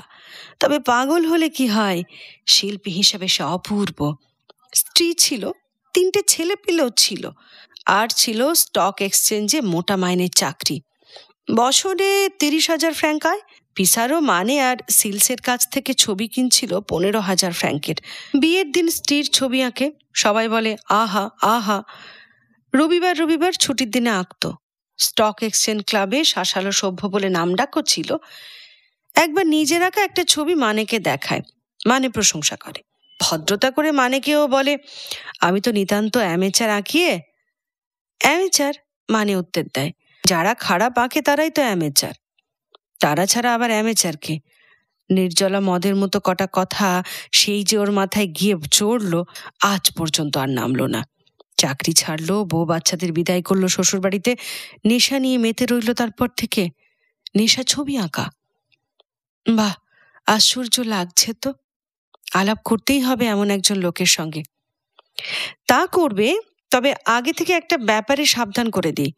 বন্ধুদের খেপিয়ে দিতে ওর মতো ওস্তাদ কিন্তু কেউ নেই। ভালো কথা ভ্যান গগ, অপরের কথায় যখন উঠল, একদিন তোমাকে মোলারুজ আর ইলিসি মোমার্তো দেখিয়ে নিয়ে আসবো, চলো। কি সব মেয়ে, কিছু ভেবো না তুমি, সব কটাকে আমি চিনি। আপত্তি নেই তো তোমার আবার মেয়েদের সঙ্গে আলাপ করতে? ওই ওই ওইগুলো ওই হলো আলাপ করতে, নাড়াচাড়া করতে, যা প্রাণ চাই সব করতে। তাহলে একটা রাত্রি ফুর্তি করা যাক একদিন, কি বলো? রাজি তো? নিশ্চয়ই রাজি। বহুত আচ্ছা, কিচ্ছু ভেবো না, যে ব্যবস্থা আমি করব না। তারপর আবার এখন কনম্যানে যেতে হবে তো। তা ওঠবার আগে আরেক পাত্র হোক। নাও, মেরে দাও এটুকু, এক চুমুকে। এই তো চাই, আর একটু ঢালি কেমন? আহা, তলানি রেখে কি হবে, বোতলটা শেষ করা তো চাই। ব্যাস, নাও ওঠে এবার। দেখো দেখো, সাবধান, টেবিলের গায়ে আবার ধাক্কা খেয়ে বসো না যেন। বড্ড জিনিসপত্র জমেছে, ঘরটা আমাকে ছাড়তেই হবে এবার, বুঝেছো ব্রাদার? টাকায় আমার মরচে পড়ছে। বাবার আমার মেজাজ দিলদরিয়া, খোঁড়া ছেলে, পাছে মনে মনে অভিশাপ দেয়, তাই চাইবার আগেই কাঁড়ি কাঁড়ি টাকা পাঠায়। আমি খাই দায় ফুর্তি করি, ছবি আঁকি। যখন নতুন একটা স্টুডিও ভাড়া নিই, বিলকুল খাড়ি ঘর।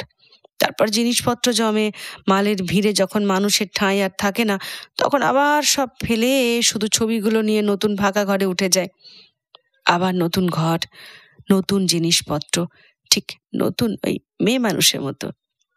ভালো কথা, কি রকম মেয়ে মানুষ তোমার পছন্দ বলো? টকটকে গোলাপি রং, তোমার মতো লালচে চুল? এ আবার এমন একটা শক্ত কাজ নাকি? পুরনো প্যাটেলটা ফেলে দিয়ে কিছু হালকা রং কিনে নিলেই তো হলো। তাহলেই তো এইসব ইমপ্রেশনিস্টদের মতো ছবি আঁকা যাবে।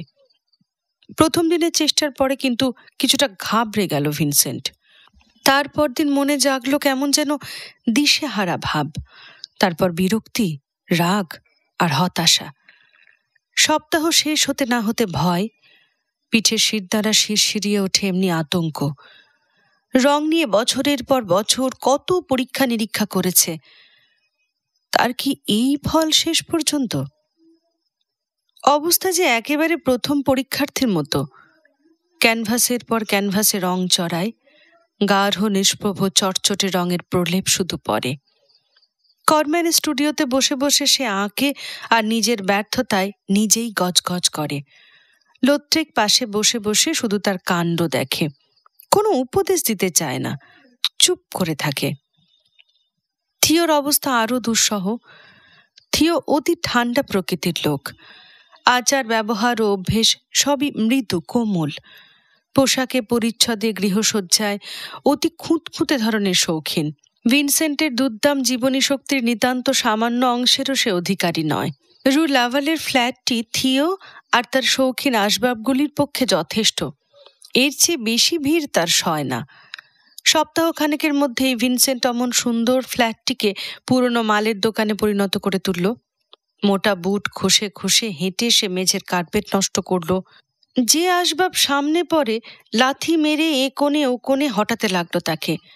ক্যানভাস, তুলি, রঙের খালি টিউব প্রভৃতি ছড়িয়ে ছিটিয়ে নোংরা করলো চারদিক।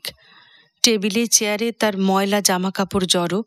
ডিশের পর ডিশ হাতে ভাঙে রং ছিটিয়ে সে নোংরা করে দেওয়াল। থিওর জীবনের প্রত্যেকটি ভব্য ধরন ধারণ চুরমার করল সে। একটি সন্ধ্যার ঘটনা। ছোট্ট ঘরটায় লম্বা লম্বা পা ফেলে দ্রুত পায়চারি করছিল ভিনসেন্ট, আর দাঁত কিরমির করে আপন মনে বক বক করে চলেছিল। থিও বললে, অত ছটফট করছো কেন? ডাকাতের মাঠ পেয়েছো নাকি ঘরখানা? হালকা একটা চেয়ারে শরীরের সমস্ত ওজন থপ করে ফেলে ভিনসেন্ট ভীষণ কাণ্ড করল। আর্তনাদ করে উঠল পায়াগুলো। চিৎকার করে উঠল সে সঙ্গে সঙ্গে ব্যর্থ বেদনায়। আশা নেই, কোনো আশা নেই। বড্ড দেরি হয়ে গেছে। চেষ্টা কি আর কম করিনি? পাগলের মতো খেটেছি। একটা নয়, দুটো নয়, 20টা ক্যানভাস আমি শেষ করেছি। কিন্তু না না না না, কোনো উপায় নেই। নতুন করে শুরু করতে হবে আবার। যা এতদিন করেছি সব বাতিল। থিও ধমকে উঠল, কি পাগলের মতো বকছ? পাগল? পাগল হতে বাকি আছে নাকি? এদিকে যে সর্বনাশ হয়ে গেল আমার। এখানে যা দেখলাম, এরপর হল্যান্ডে ফিরে গিয়ে ভেড়ার ছবি আর রাখতে পারবো না। নতুন পথে যাবারও সময় আর নেই। হায় ভগবান, আমার যে কি হবে এখন? চেয়ার ছেড়ে লাফিয়ে উঠে ভিনসেন্ট দরজা খুলে বাইরের বাতাসে কয়েকটা লম্বা লম্বা নিঃশ্বাস টেনে নিল বুকে। তারপর দরজাটা বন্ধ করে জানলাটা খুলে রাস্তার দিকে তাকিয়ে রইল কিছুক্ষণ। হঠাৎ এমন জোরে জানলাটা বন্ধ করলো যে ঝনঝন করে উঠল শাঁসির কাজ। ছুটে গেল রান্নাঘরে, ঢকঢক করে জল খেলো, সঙ্গে সঙ্গে খেলো বিষম। ভিজে হাত মুখ জামা নিয়ে আবার এসে ঢুকলো বসবার ঘরে। সত্যি বলো থিও, কি করব এখন আমি? এত আশা, এত দিনের পরিশ্রম সব সব ছুঁড়ে ফেলে দেবো? কোনো আশা আমার নেই, তাই না? ভিনসেন্ট, এ কেমন তোমার ব্যবহার? কচি খোকা নাকি তুমি? ঠান্ডা হয়ে যদি বসতে পারো তো কথা বলবো। আবার পায়চারি করছো? ইস, এমন সুন্দর চেয়ারটি ভাঙবে নাকি লাথি মেরে মেরে? খুলে ফেলো, বুট জুতো খুলে বসো চুপ করে। কিন্তু থিও, 6 বছর ধরে আমি তোমার ওপর আছি। বলো, কি প্রতিদান দিতে পেরেছি তার? এক কাতা কালো চটচটে ছবি, যার দাম 1 কানা করিও নয়। কিচ্ছু শিখিনি, কিচ্ছু করিনি, শুধু এতদিন মাসের পর মাস শুধু তোমার থেকে টাকা নিয়েছি। উফ, কি অসহ্য! এ লজ্জায় তো মরে যাওয়া উচিত আমার। শোনো ভিনসেন্ট, শোনো শোনো, মাথা খারাপ করো না। আচ্ছা বলো দেখি, যখন কিষাণ জীবন আঁকবে ভেবেছিলে, 1 সপ্তাহেই কি আঁকতে শিখে গিয়েছিলে? না পুরো 5টা বছর লেগেছিল? না তা ঠিক, কিন্তু তখন সবে যে আরম্ভ করেছিলাম আমি। ঠিক, আজও নতুন একটা আরম্ভ তোমার, রঙের কাজের আরম্ভ, এবং এর জন্য আরো 5টা বছর দিতে হবে বই কি। থিও থিও থিও থিও, ওর কি আর কখনো শেষ হবে না? সারা জীবন কি এমনি শিক্ষানবিশ হয়েই কাটবে আমার? 33 বছর বয়স হলো আমার, জানো। পরিণতি হবে কবে আমার? এই তোমার শেষ শিক্ষা ভিনসেন্ট।